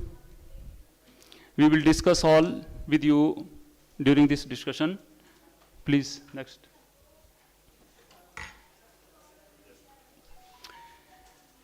This is the physiographic overview of the state of Himachal Pradesh. There are three colors basically. This is the maroon color is the lower part of the state, and the white color and the blue color is our hilly terrains. We face both two types of hazards. Basically, one is the heavy rainfall that occurs in the upper part, that is the white part. We've experienced the snowfall on these areas, even in July and August. During this disaster, we faced a lot of snowfall that occurred in district Lahaul Spiti and district Kinnaur. And in the lower parts of the state, we experienced a lot of these landslides, flash floods and all. Next. This is the hazard profile of the state of Himachal Pradesh. And hazard profile, all these 32, 33 hazards, we experience about 26 in the state of Himachal Pradesh. This is the first rainfall spell which we experienced, and what was the actual rainfall that took place during this week, and what was the normal, which was the average for last 2, 3, 4, 5 years. That was the normal, and this was the depreciation. The departure of that spell was the difference, 153 millimeter. Basically, we experienced in 1 week 150 mm of the rainfall, whereas the normal range of during this period of previous year was 59 mm only.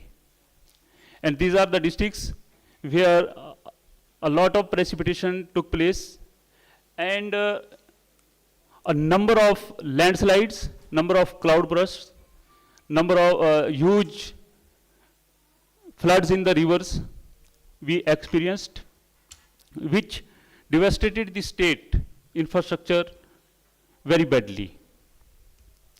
This is the rainfall status of 1 day is 167, the total in district 1 Bilaspur district, whereas the normal rainfall on 9th July was 8.7 mm.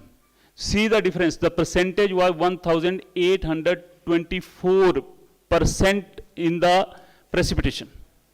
This was the case we faced this year. And it is all in all the states, all the districts in the state. Second, same spell we experienced from August 11 to 14, 2023, and you can analyze all the normal as well as the actual rainfall in the state. We experienced these two heavy rainfall spells, and consequently, the disaster, the human life, human loss, cattle loss, infrastructure, roads, electricity, water supply scheme, they all were damaged. This was basically this disaster was experienced for the first time in the state. As you have heard about Uttarakhand Joshimath case in previous years, this was the land subsidence cases. These cases were experienced in district Sirmaur, Hamirpur, Mandi and Kullu, even in Solan area. A number of the participants might have seen Shimla district and Shimla town. We experienced a lot of disaster during this monsoon seasons, and particularly was the landslides. This was another picture of a flash flood. Basically, it was the cloud burst. We say it a cloud burst, and you know what is cloud burst. This is the situation of Shimla. It is the Shimla town. Basically, you might have seen this in the videos, small clips in the social media. And particularly this area I am saying, it was the Shimla incident which buried 20 people. It was basically landslide. It occurred near to the Advanced Study Institute. And particularly for this search operation, our team of NDRF and SDRFs, they took about 22 days for recovery of the dead bodies. 22 continuous days. This was another situation that we faced. It was a landslide and 5-6 buildings that collapsed during the landslides. Same, it is the Shimla town. It is district Hamirpur, district Kinnaur, district Solan. Solan, there is one village, Shamli village. That total village is subsidizing. Rescue operations, these SDR and NDR people, they were rescuing. And you can see, this person is our Honorable Chief Minister of Himachal Pradesh, Sukhinder Sukhu. He is taking care of all the search and rescue operations, recovery and all. He went up to most all of the sites and took cognizance of the rescue operations being carried out by the district administration and the NDRF and SDR people. She is our Deputy Commissioner Kinnaur. These were the trackers, basically were stranded in hike trackers. They were being rescued during these operations. The situation was so bad that even our Air Force people, they refused to go there and to fly over these areas. And people were stranded in those areas, even though our NDR people, our state police, SDR people, they went to the spots and they rescued the people. These are the NDR people. I think these people are sitting. They were the part of this NDRF team of Himachal Pradesh.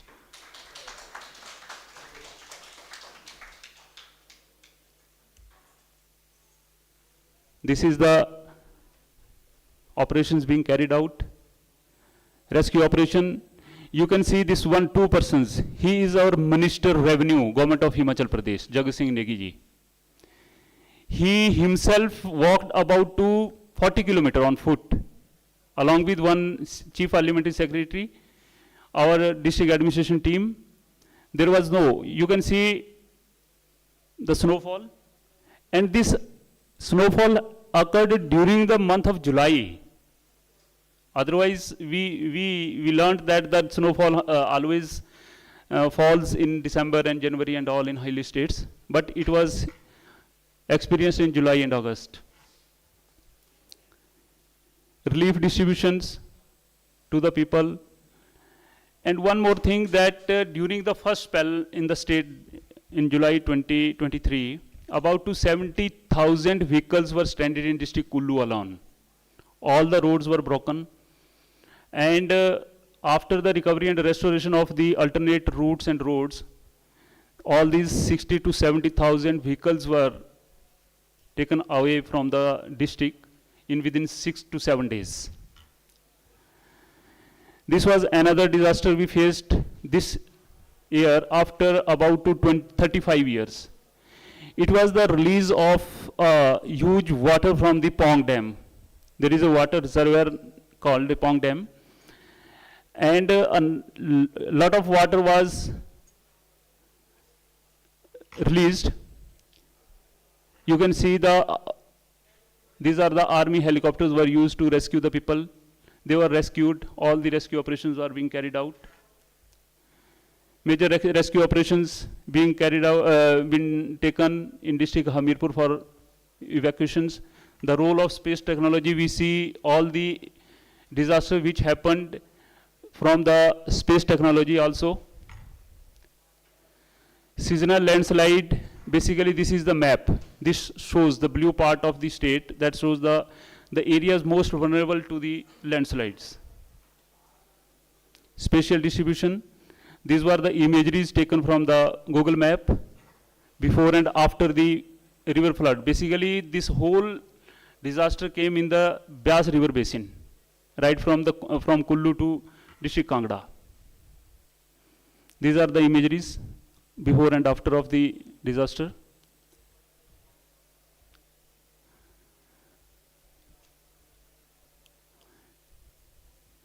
This was basically the damage and losses. We lost about 511 people during this disaster, 531 people, 511. This was the total damage and losses till date. Now we come to the point that the challenges we faced during this disaster and what are the gaps faced by the SDM or the government of Himachal Pradesh. Number one was the unexpected rainfall and a number of flash floods, landslides and land subsidences all of a sudden with rapid movement. There is no technology of early warning system. They may give a early warning system regarding the heavy rainfall spells.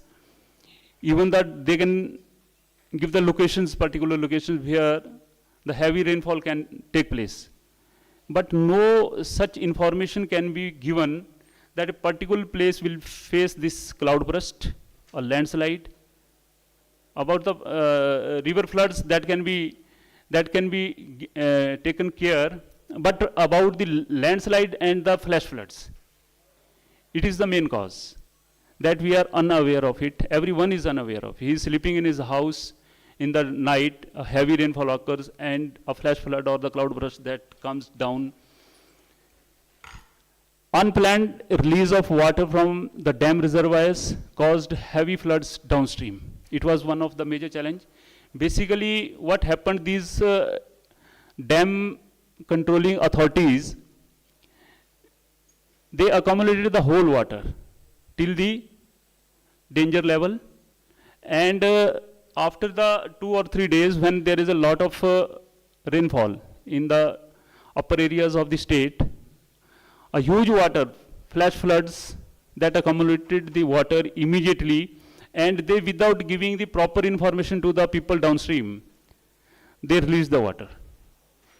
This situation was experienced this time also by the state. Lack of a comprehensive early warning system, as I discussed, during the flash flood, cloudburst and landslides. Communication network breakdown. Basically what happens are all the transmission lines of the electricity, they were broken down. Total communication system network, after 1 or 2 days, that totally off. And there was a lot of problem to have a communication with the people and the administration. Next was the inadequate advanced search equipments and technology. Basically what happens, you have the radars or some sensor type of equipments with the NDRF people, and even we saw the exhibition of the Indian Army here. There were no such instruments or technologies that can detect a dead body. They can detect a live people, his heart beating is there, then sensors can say a person is alive inside the debris. But a person is died, he cannot be detected. If he has some metal with him, the detector will detect the metal. The metal is out of his body, the detector will detect only the metal, not the dead body. This was the cause where these NDR people and SDR people took 21 days, 22 days of rescue operations, search operations, for recovering 20 dead bodies. They recovered all the casualties, and I think this was the information with these people that last 2 bodies were recovered from a very long distance of 2 kilometers. These were the basic gaps and the challenges we faced during this. Transport communication, that was I said earlier. all the roads, our bridges, maximum bridges, connecting even to the national highways constructed by NHAI, all were washed. Basically, the Byas River that changed its course. It devastated the whole national highways. The district Kullu was totally disconnected, right from this communication system, from this infrastructure communication system, transport system, and that was a lot of problem faced by the state. Next was the unplanned and unsafe constructions, both the government and private buildings. Unplanned, basically the Shimla hazards, Shimla disaster we faced was due to the unplanned constructions of the buildings. Buildings were constructed at a slope of 80 degree also, up to the 80 degree. You can see it at Shimla if you go and visit some places there. Even the government buildings, they are constructed near to the river basins, near to the small rivulets or the channels, and which were destroyed during these heavy floods, during these landslides and the cloud bursts. Limited community engagements and preparedness or the awareness. The people were not known about what to do when this immediately landslide comes, then your flash flood comes, where to do, what to do. Because the advisory are given to the people to remain in the houses during these disasters, during the heavy rainfalls, what they will do. These were the challenges that we faced during this disaster. These are some strategies which the SDMA and the government of Himachal Pradesh took after taking into consideration the disaster in the state of this year. Strengthening of the early warning system by installation of automatic weather stations and automatic rain gauges on the different sides of the states. But I think this cannot help actually the evacuation or the preparedness. It can give only the information that the precipitation can occur on such and such dates, heavy precipitation, that red alerts can be issued and all, but cannot be examined the particular place where any cloud burst will occur, where the landslide will occur. We are lacking of all these things. These are the things to be taken into care by our institutions, IIT, Roorkee and all. Next was the setting up of the alternate communication system, amateur ham radios and community radios, policy that has been implemented by the state on 14th of October 2023. That we have done it. We are providing about to 60,000 rupees to the person who will come to launch this ham radios, amateur ham radio system. It will be in the shape of a subsidy. Community education to participate during the disaster at panchayat level. We are conducted now the sessions with the panchayat people, even up to the wards. More than 15,000 disaster volunteers have been trained till date. They have been trained already, and our target is to train about such 50,000 volunteers up to the next monsoon season. Land use and infrastructure plannings. There is a ban basically on the construction near to the river beds. It is banned in the state of Himachal Pradesh. Repair and retrofitting to the government buildings in the first spell that we have taken, we are getting the surveys from different agencies. Constituted various technical committees to analyze the disasters, because this huge disaster of different kinds that is experienced in the state, and a number of committees have been constituted about to study the causes of heavy flash floods, land subsidences, landslides in the state. IIT Roorkee, IIT Mandi, GSI, NIT, Wadi Institute, CBRI, CU and HP universities also have been contacted for it. Strengthening of SDRF by providing new technological search and rescue instruments, etc., and other response centers in the state of Himachal Pradesh. And one dam safety application. What is the level of the water in the dam? That will be reflected and accordingly the information can be spread, communicated to the people downstream and the down these dam reservoir locations. We have done this, we have started this, the school safety apps to train the students and the teachers in the schools. And that we will show you in the next slide, that about 500 schools have prepared their school disaster management plan. Mining activities during this rainy season is stopped in the state totally. Extensive studies on glacier lakes, they also burst during this season because the temperature is high. And 24/7 emergency operation centers in the district and states, they are doing their jobs regularly. This was the first, immediately the government of Himachal Pradesh constituted a committee of the experts to see the causes of the landslides and damage of buildings in Shimla town only. And they submit their report. Similarly, same committees have been constituted in district Kullu also. This is the involvement of academic and research. Yes, I am concluding it. Institution to access the landslide, and these are the district of Himachal Pradesh University has been assigned district of Shimla and Kinnaur, NIT Hamirpur, Central University, IIT Mandi, GSI Chandigarh, Wadia University, Institute Dehradun, CSIR, Roorkee. They have been assigned different districts. This is the HPSDMS strategic initiatives scheme for hospitals to train the doctors and the evacuation plans of inside the building. Next is the scheme for structural safety and audit of lifeline buildings, our schools, our hospitals, public buildings, basically we can say. Next is the scheme training of masons. It is very important for the construction of even the government buildings also. All the technical people or the civil engineers, they are being trained in the CBRI Roorkee. The last session is completed, I think, 2 or 3 days back. Next is the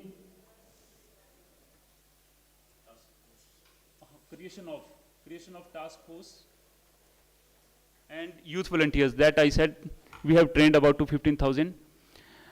This is the school safety app that we have taken care of, and this is the ham radio. We have launched this policy in the state. Strategy initiatives taken by the state, training and providing National Institute Disaster Management, and total these trainers have been trained. Training needs assessment, we are taking care of it also. And this is all about the state of Himachal Pradesh of the disaster during 2023. Thank you very much. Anything you want to discuss or to?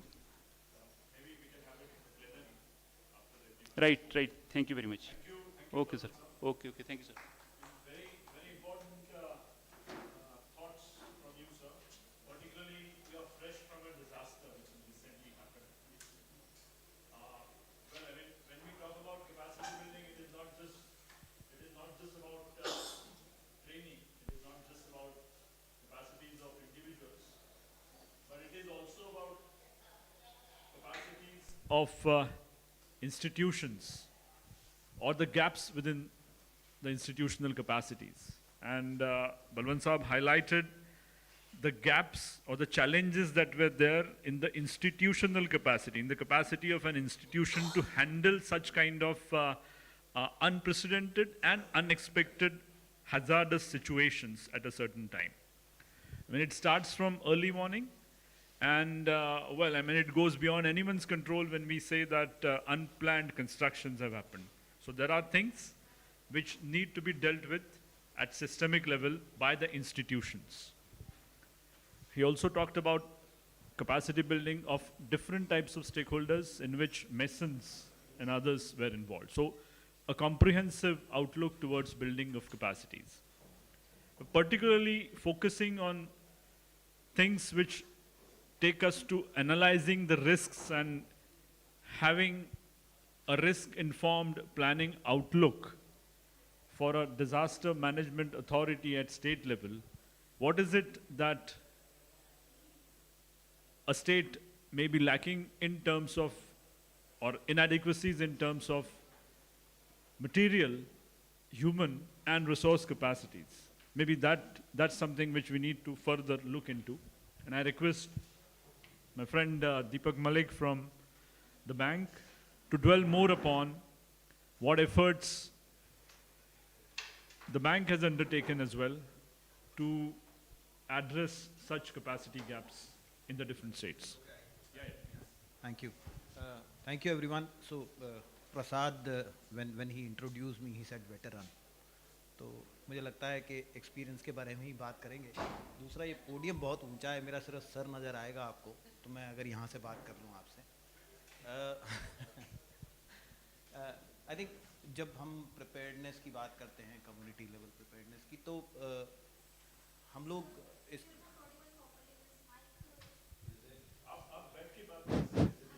हाँ नहीं ठीक है. तो is it am I audible now? या तो हम लोग जब प्रिपेयर्डनेस की बात करते हैं तो आज से 25 साल पहले भी हम लोग यही बात करते थे कि लोग नहीं जानते हैं कि क्या करना चाहिए, and the first responder need to be made aware of, and then you know उसके बाद जो है नए की वर्ड्स जो हैं वो ईजाद हुए, नए वर्ड्स हम लेकर आए, जिसमें हम लोगों ने DRM बोला, फिर रेजिलियंस बोला, and we started doing lot of different things. We went into mitigation, we went into preparedness, we started talking also about poverty, you know, कि अगर poverty ख़त्म हो जाएगा तो that is also a sign of resilience building, and we talked a lot about different other things. We also talked about institutional strengthening, and we said कि institutions strengthened नहीं होंगे तो community capacity का कोई मतलब नहीं है, and that actually had a very valid reason for saying so. If, for example, if Met department doesn't know that how much it is going to rain, तो flood कब आएगा कोई बता ही नहीं सकता है ना? तो इसलिए institutional strengthening भी बहुत ज़रूरी था. So what happened over the time is that everything happened, and somehow the community preparedness remained there itself. And although it is still a very good buzzword, but if you look at the proportion of attention we pay to community preparedness, it is marginal, and there are valid reasons for that. It is not that nobody wanted it. एक तो हमारा जो अभी sir कह रहे थे institutional capacity, even the SDMAs really struggle to build the capacity of communities. आज हम कितने भी SDMAs के बारे में बात कर लें, अभी सर ने नंबर बताए बड़े और हम किसी भी SDMA या NDMA के बारे में बात करें, so you can always hear big numbers that yes, I mean we have built capacities of these many number of people, these many, लेकिन वो कितना परसेंट ऑफ विलेजेस हैं, कितने परसेंट ऑफ विलेजेस के अंदर हम रीच कर पाएँ, I think we have just started, and the capacity of our own institution to build the capacity of villages is first to be built to be able to do so. तो I think पहले हम SDMAs की बात कर लें कि हाँ उनके पास कितना स्टाफ है. आप हिमाचल में पूछ सकते हैं, स्टाफ नहीं है, स्टाफ ही नहीं है. और हम स्टाफ से शुरू करेंगे, फिर स्टाफ की कैपेसिटी से शुरू करेंगे, और उसके बाद pilot initiative does not actually mean that we have started achieving our goals. It is a test. हमने टेस्ट किया है फील्ड के अंदर कि हाँ हम ये करेंगे तो ये होगा. हमने ये टेस्ट तो कर लिया है, लेकिन आगे क्या करना है अभी हमारे को बहुत लंबी यात्रा है, और उसके लिए हमारे को अपनी तैयारी करनी चाहिए. ये पहली बात है जिसको मैं एम्फसाइज करना चाह रहा था. दूसरा, जब हम स्टेक होल्डर्स की बात करते हैं, stakeholders does not only mean communities, and it has never meant so. And we talk about, मैं सर अभी डिज़ास्टर से निकले और अभी ना कई सारे वीडियोस थे कि वो पूरा वो बिल्डिंग यूँ करके यूँ धम करके वो पानी के अंदर गिरा. आप लोगों ने सबने देखा होगा वो वीडियो डिज़ास्टर का. तो सर बिल्डिंग कोड्स के बारे में बात कर रहे थे, और मैं शायद उसी को एक एग्जांपल ले लेते हैं कि हम लोग यहाँ उत्तराखंड में भी ना जब बिल्डिंग बनती है, अगर आप उत्तराखंड से कुछ लोग हैं तो आपने गांव में देखा है वो कैसे बनाते हैं। पहले ना थोड़ी सी दीवार बनाएंगे इधर से, थोड़ी सी दीवार बनाएंगे इधर से, और बीच में 4 वो सरिये डाल के उसका जो है वो कॉलम बना देंगे, वो पिलर बन जाएगा। वो आप उत्तराखंड से अगर कोई हैं तो वो बता सकते हैं गाँव से। काफ़ी जगह नहीं सर, यही यूज़ होता है। और वो इतना बड़ा ब्लंडर है, इतना बड़ा ब्लंडर है, उसके ऊपर जो है अगर आप देखें तो जैसे वो आप पत्तों के ऊपर वो कुछ रख देते हैं ना भारी सा, वैसे वो छत बनती है कि अगर वो असलियत में मैं भी हाथ लगा के हिला कर देखूँ तो शायद वो छत जो है मेरे ही सर पे गिर जाए। तो हम वहाँ से शुरू करते हैं कि हाँ हमारी कैपेसिटी एट मेसन लेवल है ना। चलिए मेसन एक बात हो गई। हमारे इंजीनियर्स जो उनको जो कि कोड्स के बारे में बात करते हैं, जो कि डिज़ाइन करते हैं buildings.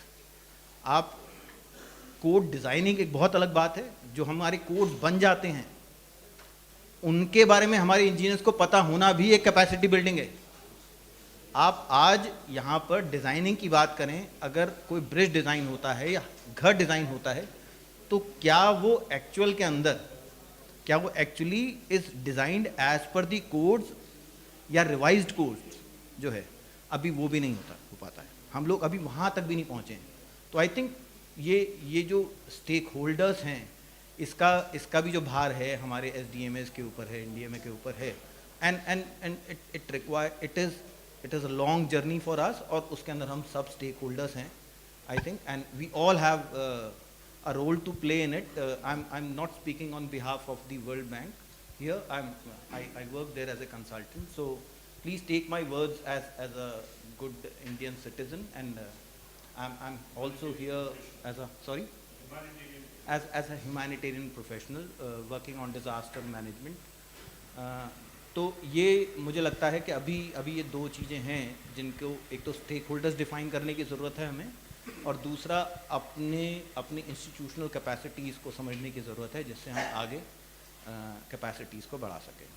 So thank you so much for listening to me, and over to Prasad. Thank you. Deepak भाई हमेशा स्वीट होते हैं, तो sweetness is also coupled with shortness. so short and sweet, when they are put together, they make a good combination. He was bang on. बहुत ही सही बात करी कि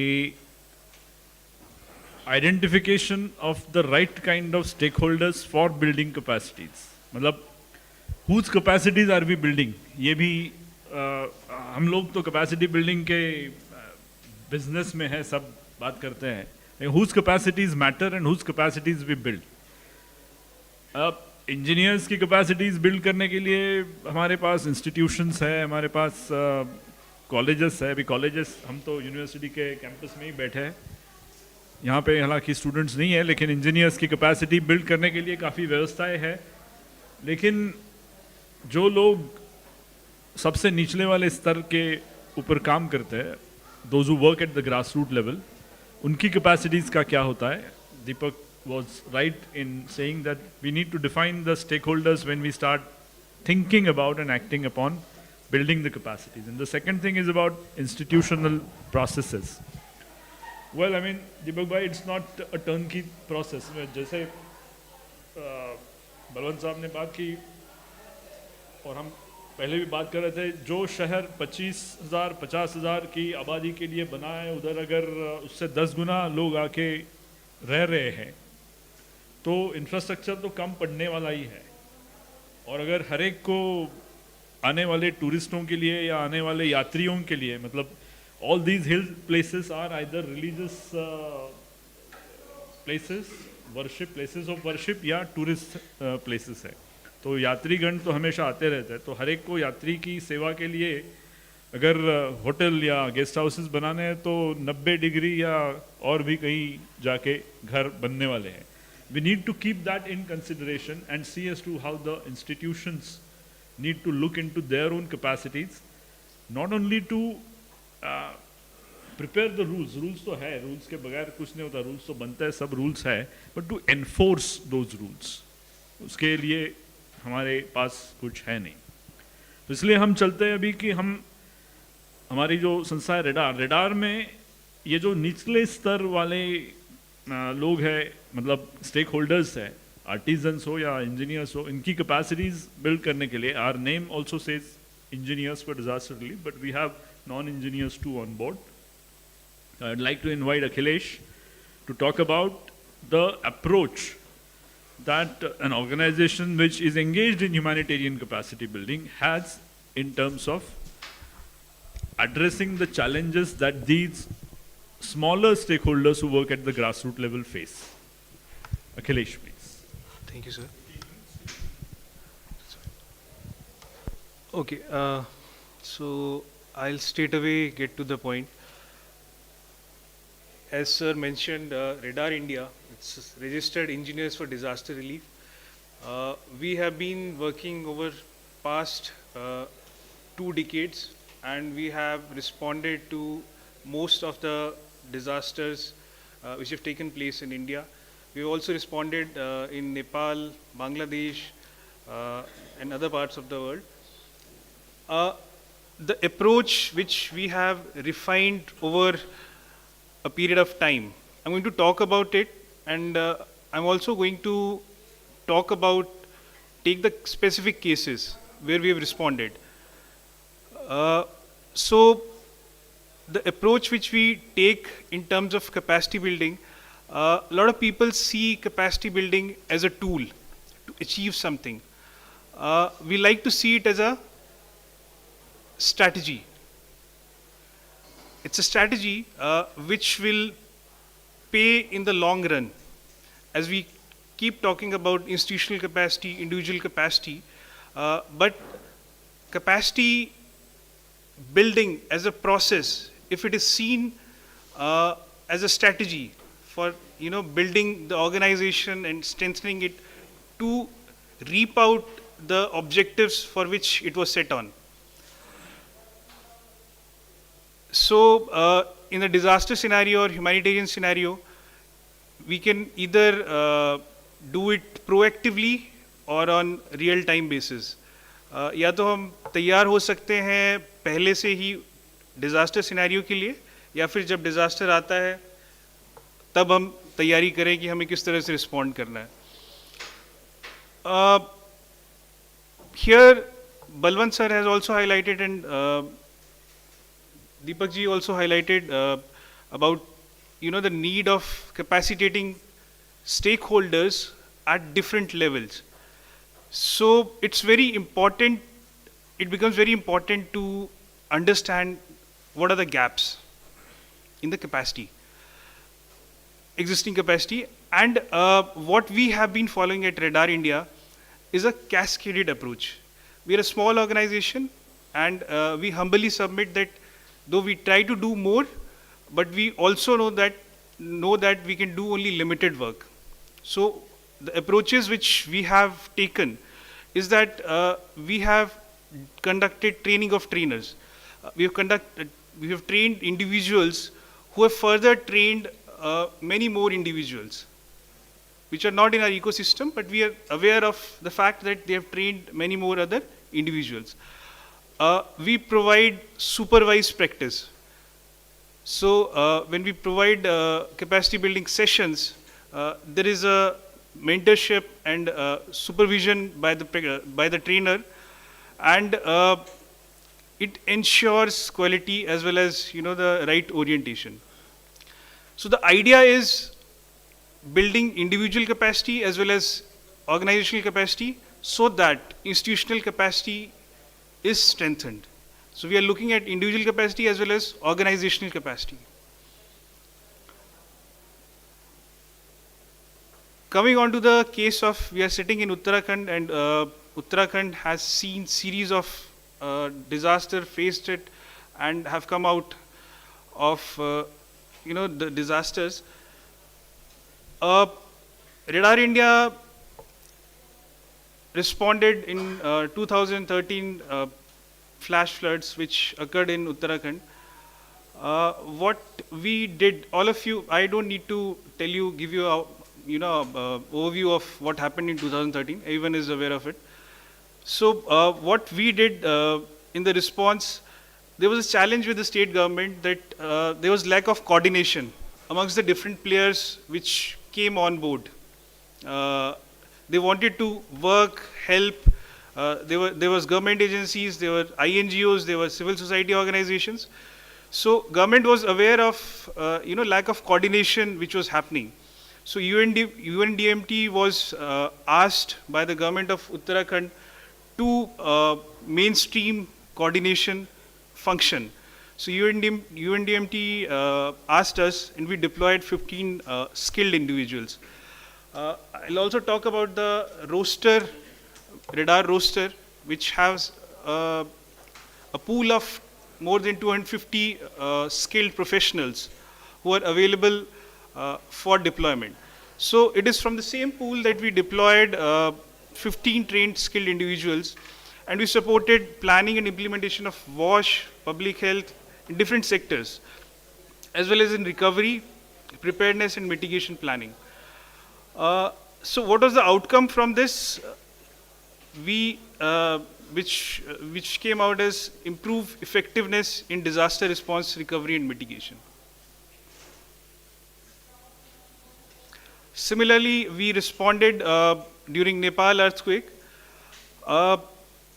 During Nepal earthquake response, we used two-pronged strategy. There was we provided real-time capacity building for transitional shelters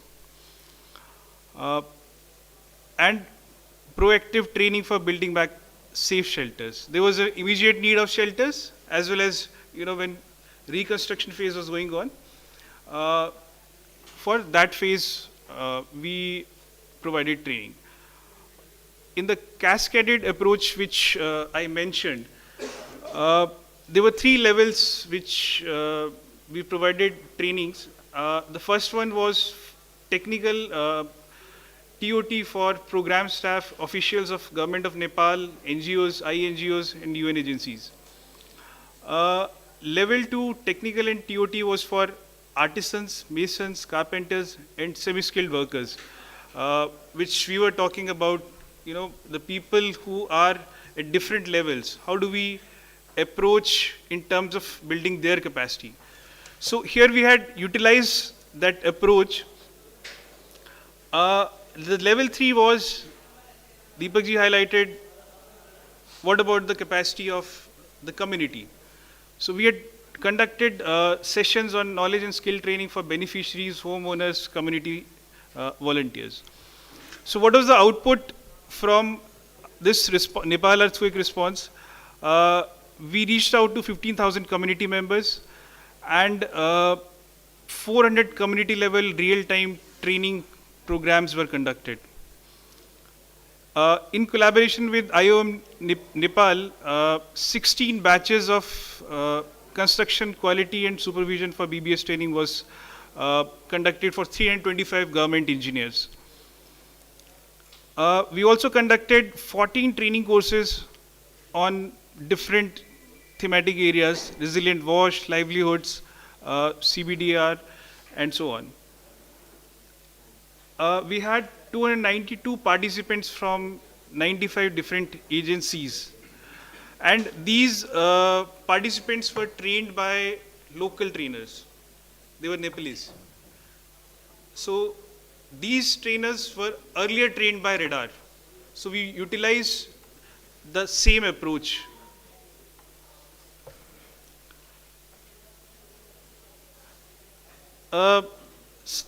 Here we have salient features which I already talked about of the project. One thing which I would like to highlight is, in the picture you can see on-site demonstrations was given. When we were training participants on shelter construction, on-site demonstration were given, and 90% of it was field work.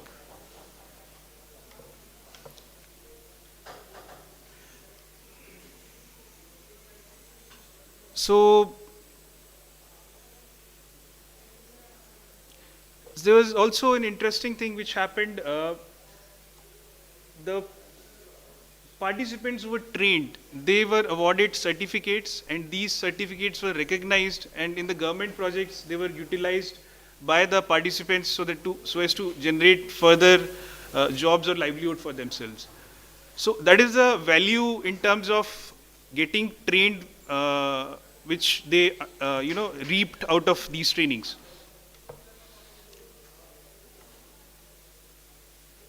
Next, we responded during 2019 Kerala floods.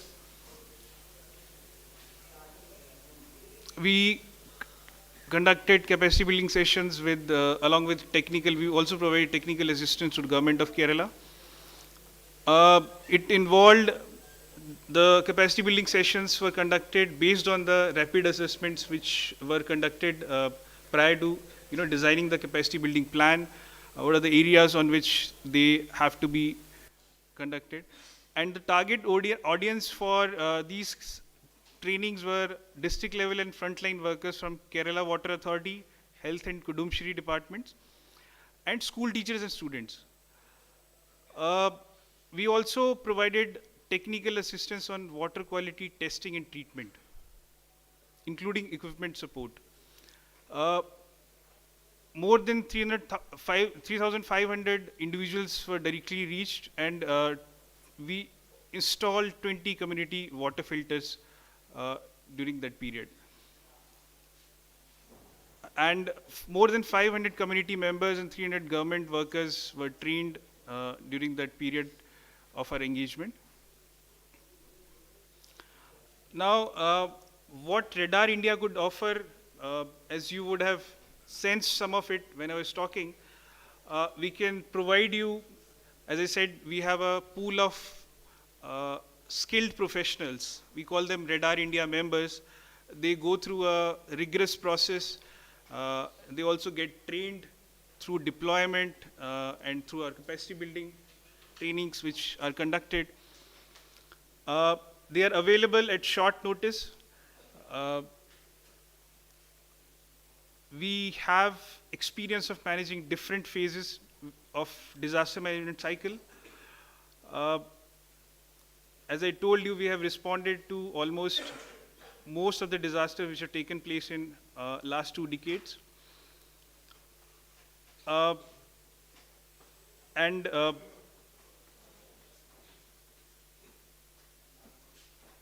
Yeah, so that's all from my side. Thank you everyone for listening. I'll be happy to take any questions later. Thank you, Girish. Questions you could have at the end of the last presentation. Thank you. You brought up an important point about cascaded approach to capacity building, which is all the more important when we talk about whose capacities we are building. We don't have too many trained trainers. We cannot train everyone at one go. इस तरह से होना चाहिए, how it needs to go. So that's why a chain reaction needs to happen in the whole process of capacity building. We believe, as we said, Radar India believes in training the trainers and then the trainers training for the communities or the other stakeholders. To talk about the capacity building of communities, I would like to invite Sujata Kodak over here, who is an architect by profession, as I introduced her earlier. But she has taken a step beyond what Radar has done. She is a Radar member as well and runs an organization which works with the community members. Over to you, Radar. Yeah, thank you. Again, the same problem like Deepak, I cannot go behind this. Okay, so thank you all for listening so patiently and responding to this, and we will come back again to the question answer sessions also. But before that, what I would like to speak is, as a Radar member, how I have taken this forward to the communities. Our organization has taken forward to these communities. To start with, let me introduce myself as an architect basically, and I have come from a development sector.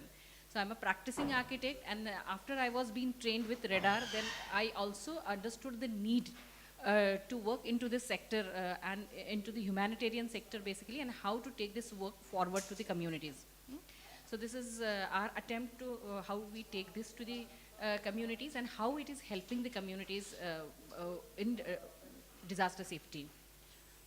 So building capacities for the communities and most of our work is in Maharashtra, the state of Maharashtra. But in Maharashtra, we have both the hazards, like we work for the floods also and landslides. Most of this thing we are into zone 3 of earthquake also. So we have, when we talk about disaster safety, we are looking at multi-hazards also. So yeah, next.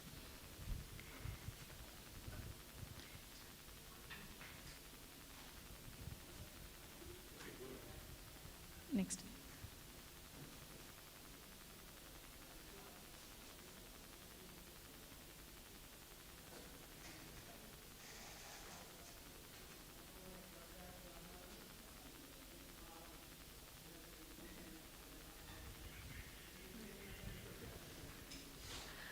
So disaster risk, we feel, are the outcomes of the combinations of natural processes and anthropogenic activities. Like what Sir had discussed and what Deepak had said also, we look into the linkages between environment and disaster safety. So we cannot talk about disaster safety without talking about environment, and we cannot leave aside environment and talk only about disaster safety.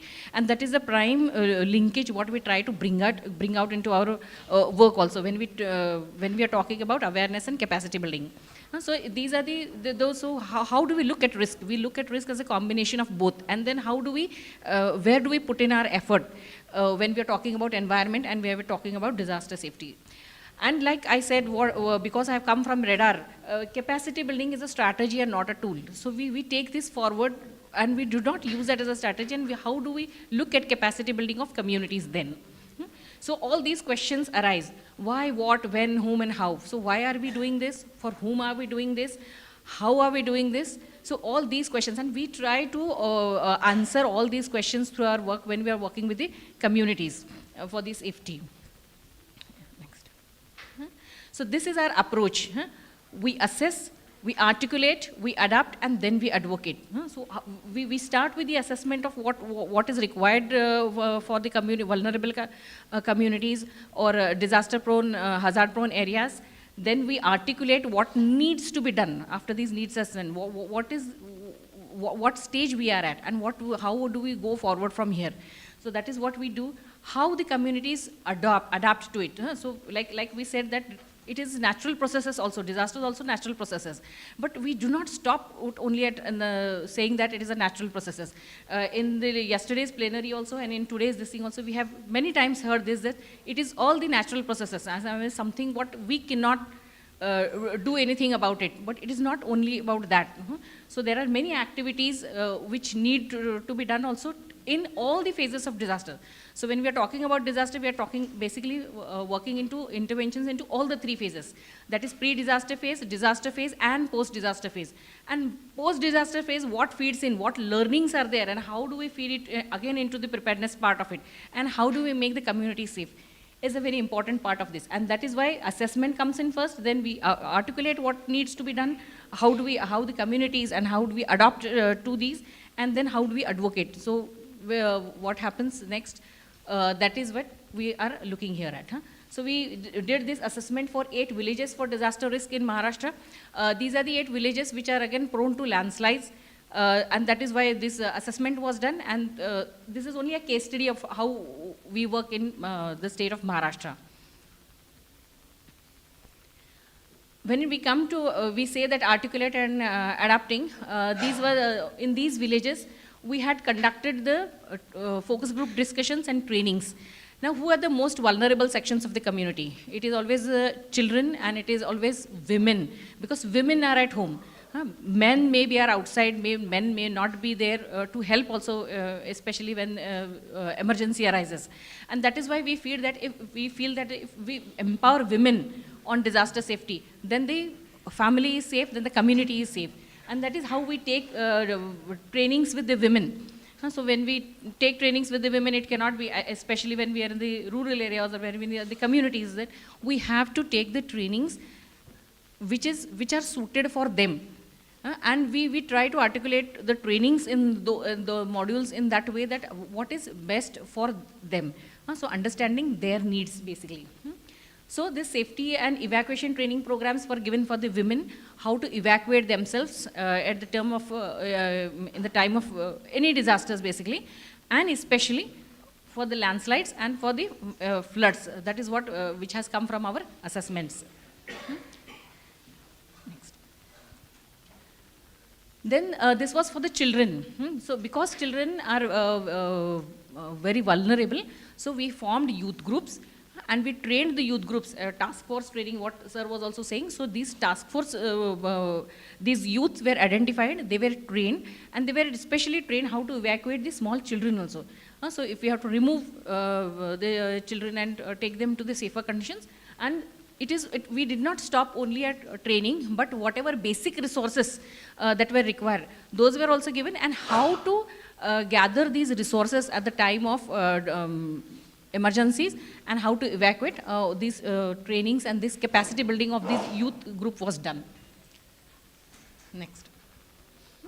Then these are again this women forum in which we created a youth group, a task force of women also. So we trained few women so that they also understand how this, if need be there for evacuation, then how it should be done. And especially, sir, what we were discussing right now also, for the special need people, especially older women, if we have to evacuate older women, if we have to evacuate needs with people with special needs, there might be blind people, or there might be injured people, or there injured people also, and there might be some other disabilities also. So how do we evacuate them? So these life skill trainings were also given to the women, this task force women. Below this, I have given the areas where we have done these trainings. Actually, I am not mentioning that because you might not be aware of the geographical area of Maharashtra actually. Then again, these were again those women group trainings. This was a flood training that was given, how to evacuate, and how flood safety trainings were given to women. Now these were few villages actually, which were again because of this Almaty dam, like what sir was saying, because of this dam management is not proper. Maharashtra also faces a lot of challenges with the Sangli, Satara and Kolhapur area. Satara basically for landslides, and Kolhapur and Sangli for floods. So whenever that backwaters of Almaty enters into these villages, so these villages 100% gets drowned. So in 2018, when these villages were 100% drowned, we took these trainings for the women on how to evacuate, what is the emergency kit, how to carry this emergency kit, what to carry, how to measure rain. So, okay, you might get this early warning that it will rain in the district, but whether that water will flood into my house, how to understand that and how to take steps, how to understand what that early warning is and how to respond to that early warning system. So all those trainings were conducted with the women. And these life-saving skills were also given to them, that how to evacuate, how to, if somebody is choked, how to choked with water, flood waters, then how to treat them. Okay, next. So this was again for children. This training was, this our sir was showing it, if they're choked with water, I mean, like if the water enters nose and all, how you have to respond to that. So these are the safety trainings for the children, especially for the children. Like children were also given these trainings, and their parents and the youth group of that group was also given the trainings, especially how to take care of the children in emergencies. Next. So now again coming back to this advocacy and adapting to this, this was Irshalwadi actually. If you have known this, everybody must have heard, in July we had a landslide in which that complete hamlet of Irshalwadi, which is on the western Ghats in the Konkan region, which is absolutely prone to landslides. This area was completely devastated because that whole hill came onto the village, and the complete village village was destroyed. That hamlet was completely destroyed. Only few people out of 229, I think 228, 84 deaths were there, and others, 22 children became orphan. Cattle and everything was lost. Only those people who were away from the villages and who were saved were evacuated. Other thing, it was rendered completely inhabitable now. Means now we cannot do anything about this, and that we have to shift the people also to the different area, different location also. So we had done the assessment for this, and now we are presenting a paper on this in the International Symposium on Disaster Resilience and Sustainable Development in Bangkok on 7th and 8th of December. Okay, next. Then because we did this, Irshal Wadi was there, there are 9 other villages in Raigad district which are very, very landslide prone. And we conducted a landslide risk assessment in these villages also, and we found out that this is the Dungi area of that Beed Khurd village, which was identified as a landslide prone village, one of the village from those 9 villages. And what we, again, like what sir said also, and what we identified that way, it is not only about the physical location, it is not only about that location is landslide prone, so the hazard is there. The hazard exists because of many other components also. So when we did this vulnerability assessment, we also find out from this field visit and from this focus group discussions with the stakeholders that there are socio-economic problems. Why this village was there? I mean, why this Dungi area is so much prone to landslide? Because people staying here are from lower caste. They are not getting any place, safer locations in the village. And because their families are increasing, they are going into the mountains as the family increases. And when they are going into the mountains, they don't know how to cut and what is the repercussions of building their houses or, you know, flattening that land slope that is it. So they don't understand the repercussions of that. And that is where this preparedness training comes in. For them to make them understand that how you have to cut the hill, how that slope retention strategies. I mean, if you are not having the slope retention strategies, you cannot cut the hill like this, and you cannot construct your house that way. And so the vulnerability is not only because of the physical location, but it is also because of the socio-economic problems and because of the environmental thing also. So environmental vulnerability is very, very high. Degradation of land is there, deforestation is there, hill slope cutting. Absolutely unengineered hill slope cutting takes place because they don't understand how it will react to the rains later on. So then that type of capacity building was also there. Next.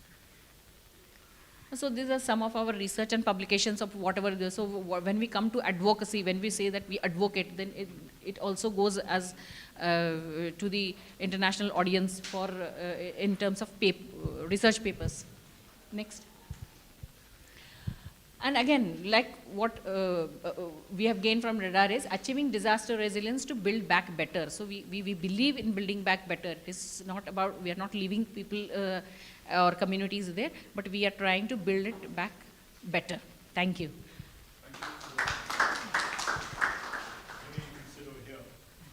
We'll have the audience with the questions. Please, sir, please introduce yourself and your organization, and then to whom you want to ask the question. Myself, Sharan God, and I'm working as assistant engineer in Public Works Department, Building and Roads, Government of Haryana, posted at Himachal. And I'm a researcher by passion since last 27 years. And yesterday, at the same time, there was a special feature lecture which I was giving. That was on nano hybrid technology. Very good. Yeah, my question is,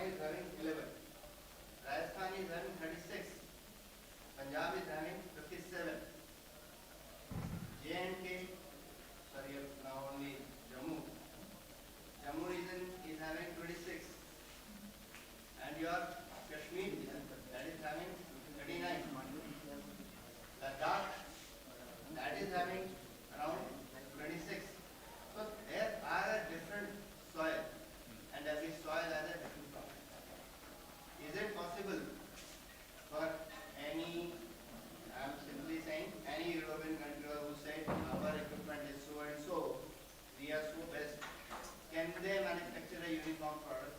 No. Can we have a uniform ECBC board? No. But there is one certain technology which can come up to a solution. That is the composite solution. I agree, poor people cannot afford. But government can. Government can. Rich people can. Like such institution, they can afford. Why that composite structure is not in ECBC code? First question. Secondly, we are talking about technology. Let's take 3 steps. Can we take one question and then proceed? Sir, this is interrelated. This is interrelated, okay. Yes. Until unless you don't understand the complete question. Okay, fine. I take 3 cases. First, it is a normal life. Second, disaster happens. Third, disaster right?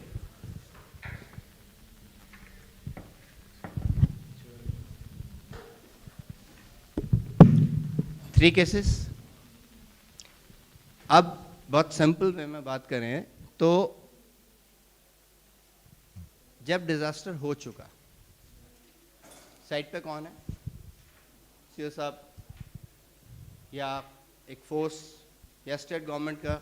मैं खुद ऐसी situation में था 2 बार हरियाणा में on site.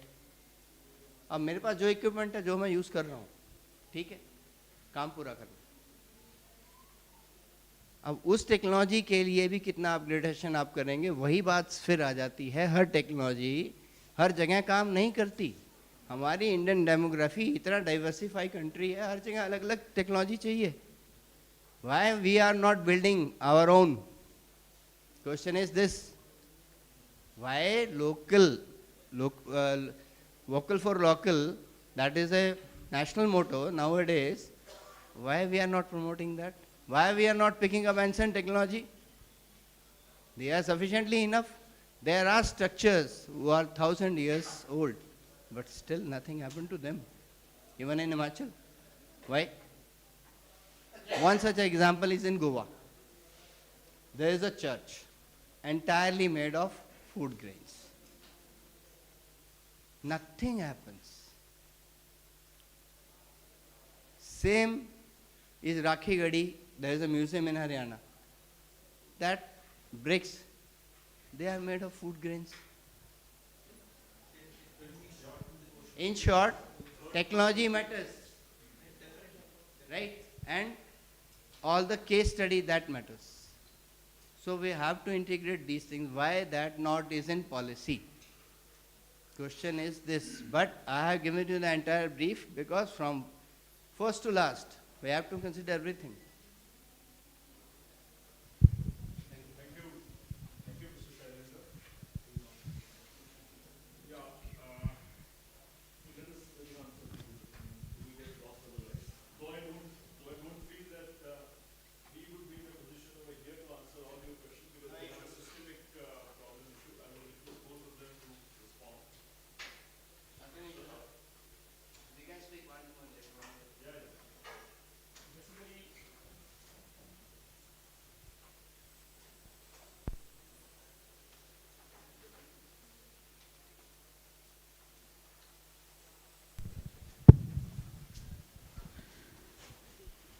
जो हमारे construction के लिए जो आप बात कर रहे हो कि वो गवर्नमेंट को इम्प्लीमेंट करना चाहिए. जैसे हमारा स्टेट ऑफ हिमाचल प्रदेश का town, there is one act called town and country planning act, that we have banned all the construction over the slope of 45 degree, right?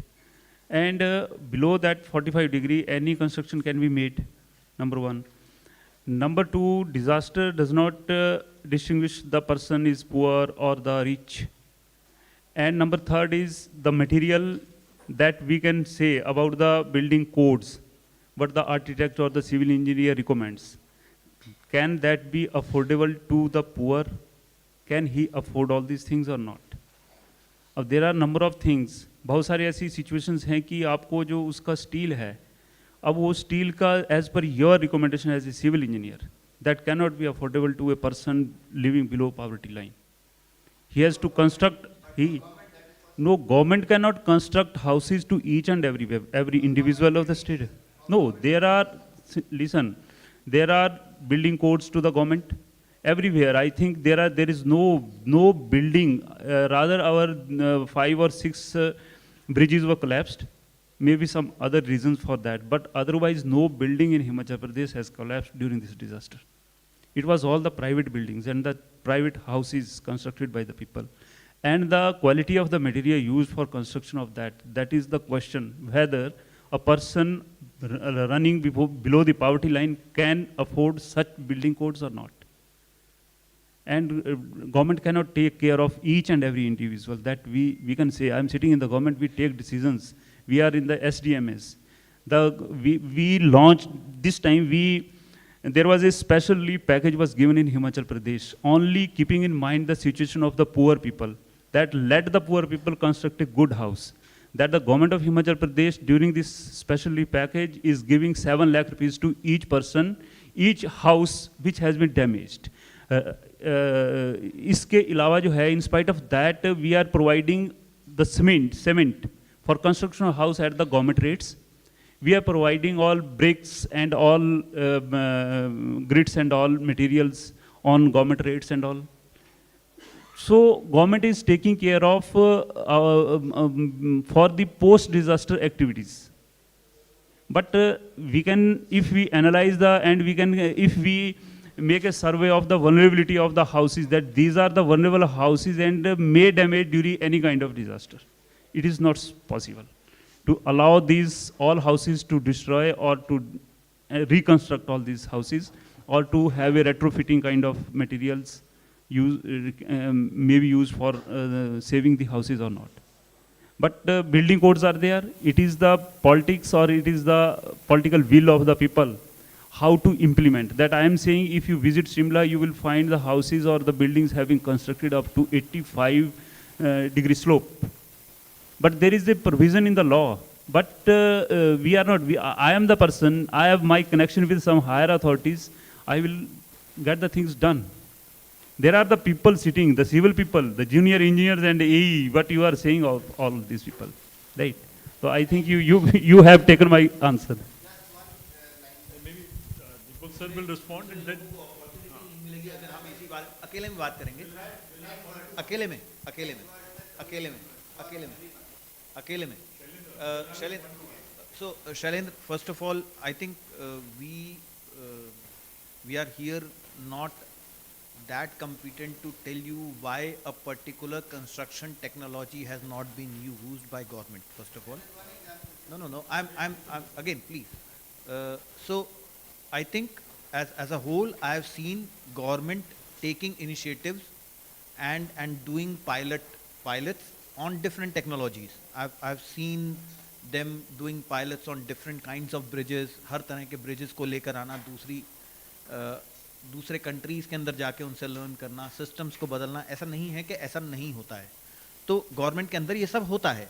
Although a bit slow, जब हाथी चलता है और जब बड़ा structure होता है तो उसकी अपनी एक speed होती है ना, और वो वैसे ही होगा हमेशा. आपको वो ऐसा नहीं मिलेगा कि हाँ टेक्नोलॉजी आई और आपने यूज़ कर लिया और आपने एक दिन के अंदर देख लिया. तो ऐसा नहीं होता है, कहीं नहीं होता है, किसी कंट्री में नहीं होता ऐसा, है ना. आप यूज़ करते हैं टेक्नोलॉजीज और यहाँ भी होगी, यहाँ भी नई नई टेक्नोलॉजी यूज़ होंगी, ऐसा नहीं है कि नहीं होंगी. And I can assure you कि हिंदुस्तान की जो ग्रोथ है, it is we are growing and we will grow. So that's one thing I want to say. In terms of codal provisions, जैसे आपने सॉइल के लिए कहा, जब भी कोई बिल्डिंग कंस्ट्रक्शन होता है तो डेफिनेटली हर जगह का सॉइल इन्वेस्टिगेशन होता है, और जो बिल्डिंग बनती है उस सॉइल की जियो टेक्निकल इन्वेस्टिगेशंस होती हैं, बाकी इन्वेस्टिगेशंस होती हैं. उस सॉइल की पैरामीटर्स को देखते हुए ही सारी बिल्डिंग की डिज़ाइनिंग होती है. चाहे वो बिल्डिंग हो, चाहे वो रोड्स हो, चाहे वो ब्रिजेस हों, चाहे वो अबटमेंट्स हों, डिज़ाइन होते हैं जो ब्रिजेस के, तो बेस, उसका बेस वही होता है. चाहे सॉइल कितने टाइप की हो, डेफिनेटली उस पर्टिकुलर सॉइल टाइप के लिए या तो वो कंस्ट्रक्शन होता है, ऐसा नहीं है कि वो नहीं होता, डिफरेंट नहीं होता है। और उसके हिसाब से टेक्नोलॉजीज़ भी आती हैं, थोड़ा सा कुछ नई टेक्नोलॉजीज आई होंगी जो कि आप जानते होंगे, जो गवर्नमेंट ने यूज़ नहीं की होंगी, ऐसा हो सकता है। आई एम नॉट सेइंग कि ऐसा नहीं हो सकता, लेकिन अगर नहीं हुई है तो क्या पता उसके भी वैलिड रीजंस हो, टेक्निकल रीजंस हो जो कि आप नहीं जानते हैं, वो लोग जानते हो। आई एम अगेन सेइंग कि आप जो कह रहे हैं वो ज़रूरी नहीं है कि बिल्कुल सही हो, क्या पता वो टेक्नोलॉजीज़ जो हैं वो इस लायक हों ही नहीं कि हिंदुस्तान के अंदर यूज़ हों, क्या पता वो कॉस्ट एफिशिएंट ना हो, है ना। तो बहुत सारी चीज़ें हो सकती हैं ऐसी, है ना। तो इसलिए इसको ये कहना कि हाँ भाई हम यूज़ क्यों नहीं करते हैं, I think let the administrative body takes their own decision based on their understanding.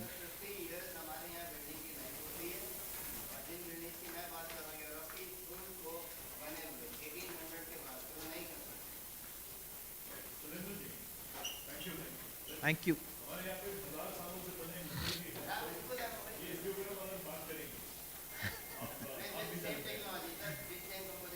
Sir, हाँ।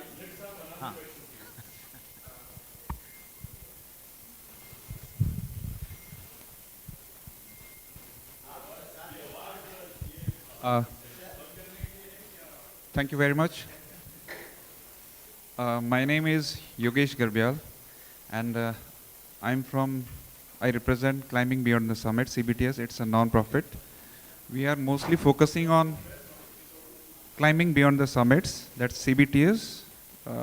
Its more focuses on enabling women through adventure sports and linking it with livelihood and acting as a first responders. So I felt so good for the first time I heard from Madam Sudhata ma'am, they are focused on women. First time I saw that focused training on women is being conducted by Radar India. Thank you very much. Even we have been training people from the community, local communities, and even we sent individuals who are passionate about mountains to the Himachal Pradesh as well, Abhimas Manali, for their basic and advanced course, and we have been giving refreshers trainings as well. What I find is, even the government administration is very, like, when I talk about rescue thing, they only have a mentality of men, right? They think about men, they can only do it something. If I talk about rescue team as a women, they'll say, no, mat karo ye, aisa mat karo, problem hai. And my area, I belong to Pithoragarh, and the district headquarters is 200 kilometers from my place. I can't wait for people coming from 200 kilometers to my area, right? So I have to prepare myself. So we have been training, and fortunately, even for rescues and all, I have to request administration to allow us. It's a very difficult thing.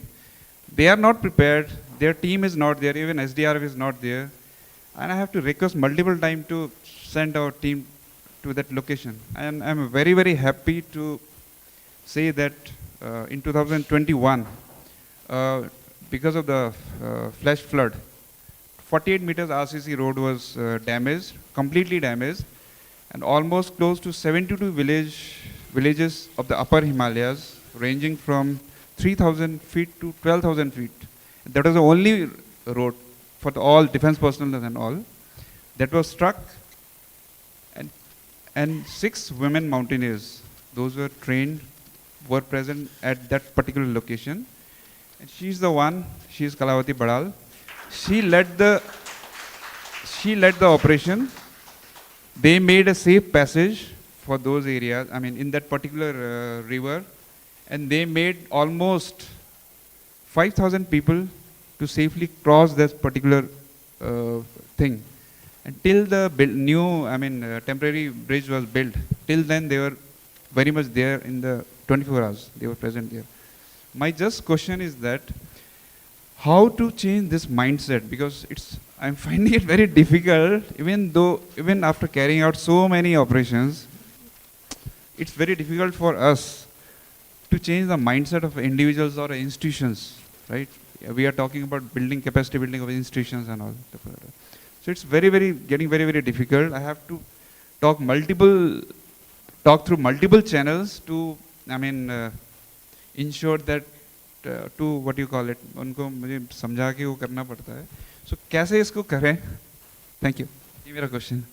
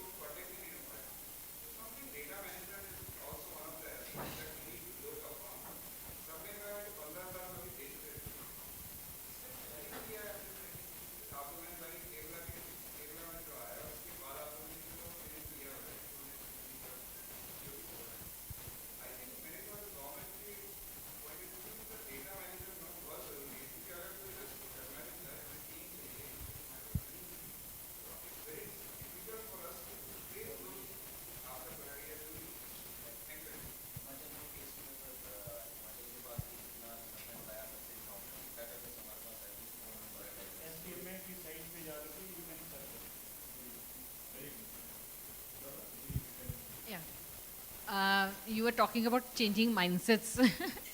Okay, so mindsets तो इतने जल्दी change नहीं होंगे, and but that is fine. I mean, like we just have to keep on doing our work. And because if you think of changing mindset, then the whole world will change, and I don't know what will the repercussions of that actually. So it is better that we keep on doing our work. जिनकी जान बचाना ज़्यादा important है.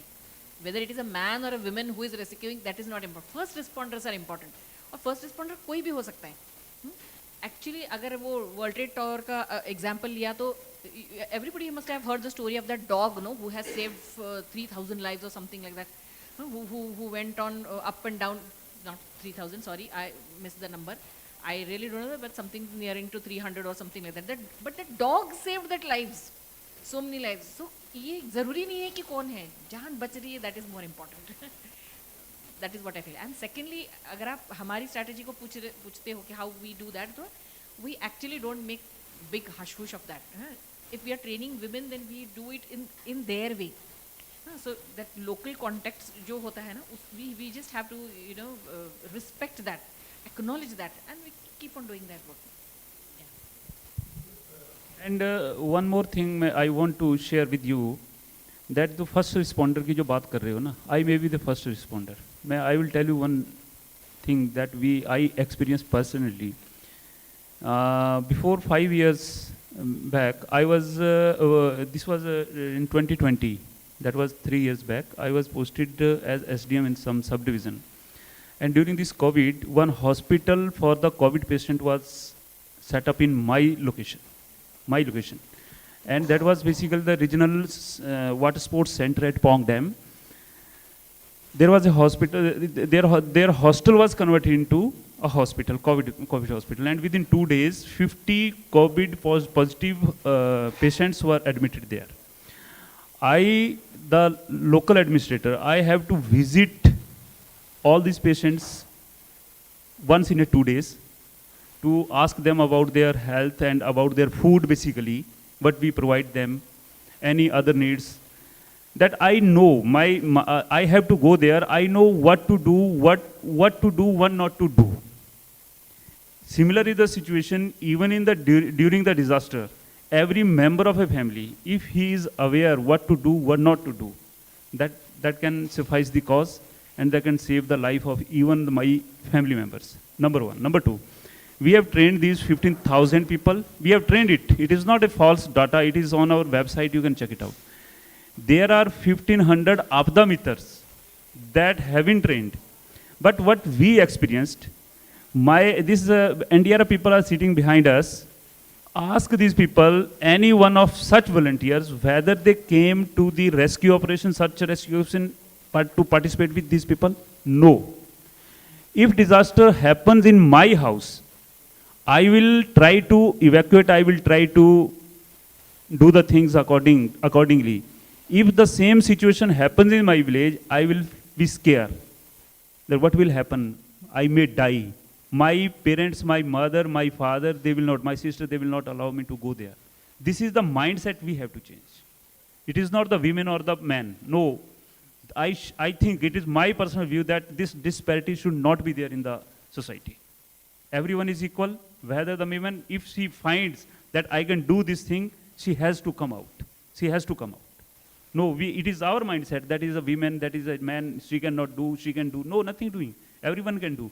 I cook myself for me and my family. I cook. Even today, how can you say? It is the duty of the women only. No. Everyone has to learn the things in his life. Whether that is a disaster, that is the household thing, or any other job. It is my opinion. Thank you for raising this. Just to tell you about Uttarakhand, while you belong to the state. So the Home Secretary, Additional Secretary is Ridhim Agarwal, a woman. The commandant or the leading lady for fire services is again Nivedita. She's a female. And recently, I think in last 1 year, they had a lot of appointments of fire persons. And now the total number of females who are appointed, they were initially, when they were appointed, the total number of the total number, they were more than 20%. Can you imagine? And somehow because of their own priorities and other things, a lot of women have left and have gone to other departments or for doing other works. But still, now in the fire department, there are going to be women. You will see them trained in coming months probably, already positioned in all the fire service locations. So that's a big achievement for Uttarakhand to have. So that goes for Uttarakhand. That's one. But I was surprised to hear that you are at a distance of 200 kilometers from any emergency location. I really doubt that because 200 is not even if you look at the district, even Pithoragarh, I don't think there are no fire and emergency services stations within the vicinity of 50 kilometers or. I know. 90 from the location you live. Acha. Acha.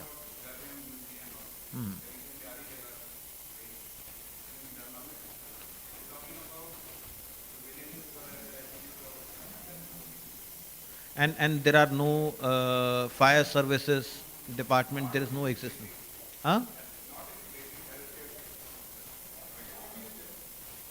Would be good to understand that because that is something one should always look at. If there are no, there should be one.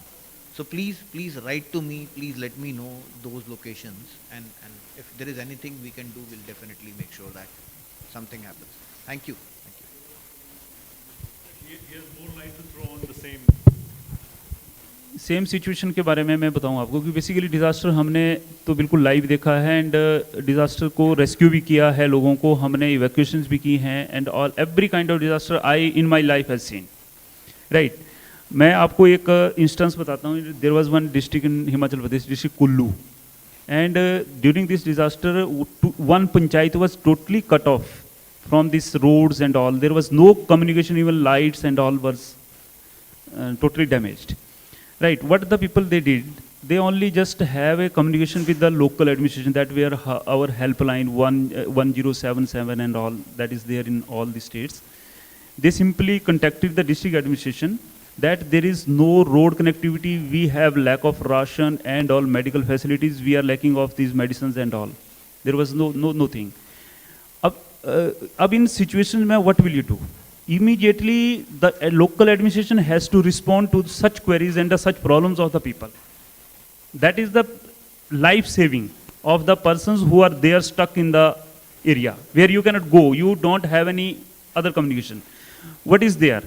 We have a system that we immediately contact the army people, we hired their helicopter, and a number of sorties were done. All rations were provided to the people, all medical assistance was given, even hospital, even doctors, they were taken from the district hospital and thrown there. Basically what happens, we can give any ideas about it, but how to tackle the disaster immediately with proper situation or proper जो भी उसका protocol है, वो that matters. You cannot wait the other things. You have to save the life of the people. सबसे ज़्यादा हमारे को जो disaster में देखना है to safety of the people, safety of the community. That you have to take decisions immediately. You cannot even, I cannot talk to my deputy commissioner or to my chief secretary. No, I am the person, I am the deciding person. I have to take decision at my own level. Whatever suits you, you have to take. One more incident I said, there is one subdivision at Rodu, नज़दीक है यहाँ से. एक बार एक fire incident हो गया sir, और that area was near to this Tuni and all areas. हमारा जो फायर फाइटिंग इंस्ट्रूमेंट्स जो थे वो शिमला से आने थे, उनके पास कोई रोड ब्लॉक था या कुछ ऐसा था, तो शिमला से आने थे. तो शिमला से नहीं आने थे, वो उसको नियर बाई जो स्टेशन था आपका उत्तराखंड का, वहाँ के लोकल एडमिनिस्ट्रेशन से बात करके उसने वहाँ से मंगवा लिया. यदि हम वेट करेंगे कि मेरा वहाँ से आपको, तो मतलब तो बेसिकली जो डिजास्टर के लिए जो हम रिस्पॉन्डर्स हैं, हमारे को तो देखना है कि what can be done from the worst thing, what can be done better from the worst thing, right. हमने सबने एक रॉक गार्डन देखा है ना चंडीगढ़ में, व्हाट इज दैट. उसने तो सारा वहाँ से मतलब गंदी चीजें उठा करके, कचरा उठा करके, he made a new thing. You are the manager basically, you are the manager, you have to manage the things. Whatever the resources you have, if you exploit such resources and take a good initiative out of those resources, you are a good manager. We cannot wait for the person coming from 200 km. No, my and their people, they come about to 300 kilometers. That will take. वो तो फिर rescue का काम last का काम है. One more thing मैं आपसे और एक शेयर करना चाहता हूँ कि हम लैक कहाँ करते हैं. हम लैक करते हैं the facilities provided to the victims post disaster. What happens in Shimla, जो हमारा शिमला में एक लैंडस्लाइड जो हुआ जिसमें कि 20 people they were buried, उसमें क्या था कि एक husband wife, the lady was pregnant to 7 months, her one daughter, उन्होंने क्या किया, उस लड़की को अपनी को बोला कि बेटे तू घर में रहे, मैं और पापा जो हैं वो जा करके मंदिर में पूजा करके आते हैं. They both went, they both died, right? One professor in Himachal Pradesh University, his wife, one his son, 3 आदमी जो थे वो तीनों मॉर्निंग में उसी टेंपल में चले गए. लैंडस्लाइड आया, तीनों मर गए. अब एक वो छोटा बच्चा 8 साल का अपना दादा दादी के पास, एक वो दूसरा बच्चा. इस टाइप से जो लोग रह जाते हैं, चाहे वो कोई भी है, whoever is he, क्या उसको post disaster care is to be taken by the administration, by these organization working in this field. कोई किसी ने सर्वे किया? No one took this responsibility. जब ये ऐसे सर्वे NGOs करेंगी, हमारे organizations करेंगी, and these surveys come to our knowledge, और if we have some agencies, government agencies, कि भाई जाओ तुम देखो तो सही कि बच्चे की एडमिशन हो रही है वहाँ पे एजुकेशन ले रहा है, नहीं ले रहा है, उसको खाने को मिल रहा है, दादा दादी ठीक लगा रहे हैं, नहीं लगा रहे हैं. एक तो उस ट्रॉमा से कभी निकलेगा नहीं वो बाहर, क्योंकि मम्मी पापा छोड़ के गए कि मैं ब्रेकफास्ट करेंगे बेटे आकर के, just we are going to the temple, and they never came back. Such are the situation you have to handle. These post-disaster activities, they are to be taken care of. Otherwise, pre-disaster तो कोई वो नहीं, preparedness सारे करे, पूरी states करती हैं. What happens during the disaster? It is out of control to the state. What requires thereafter is the post-disaster activities, post-disaster needs. Thank you very much. Well, we would like to close on this rather positive note. After all, I mean, Balwant Saab started by training of task forces. Arey, 2 minute रुकिए. हमको. He started with the training of task forces, and Sujata madam ended with the training also of the task force which was made up of women members. We are ending on a non-discriminatory and an inclusive note which would help in building capacities of the communities. And when we say communities, it is men, women, boys and girls together to further ensure that the vulnerabilities that did exist chronically as well as emergent are addressed in a systematic manner. I mean, like what Akhilesh as well was mentioning, cascaded approach. And later, what Sujata ended with, I would like to borrow from her, the way in which she explained the process that was adopted. She said that assessment, articulation, adaptation, and then advocacy. Whatever we talk about, we need to advocate the best practices. आज हम जब चर्चा कर रहे थे तो काफ़ी best practices भी सामने आए कि किस तरह से हमको आगे जाना है to advocate the best practices which later turn into reforming the policies and preparing or getting the codes done. How to get that thing done is left to all of us together, because if together, वो बच्चन साहब ने भी कहा था कल परसों कि together we have to fight and together we have to withstand the hazards so that they don't turn into disasters. Thank you all for attending this session. And as I said, you all do represent not just yourself, but many more and the experiences that you bring along with. Thank you so much and have a safe journey back to your homes and a safer life ahead. Thank you.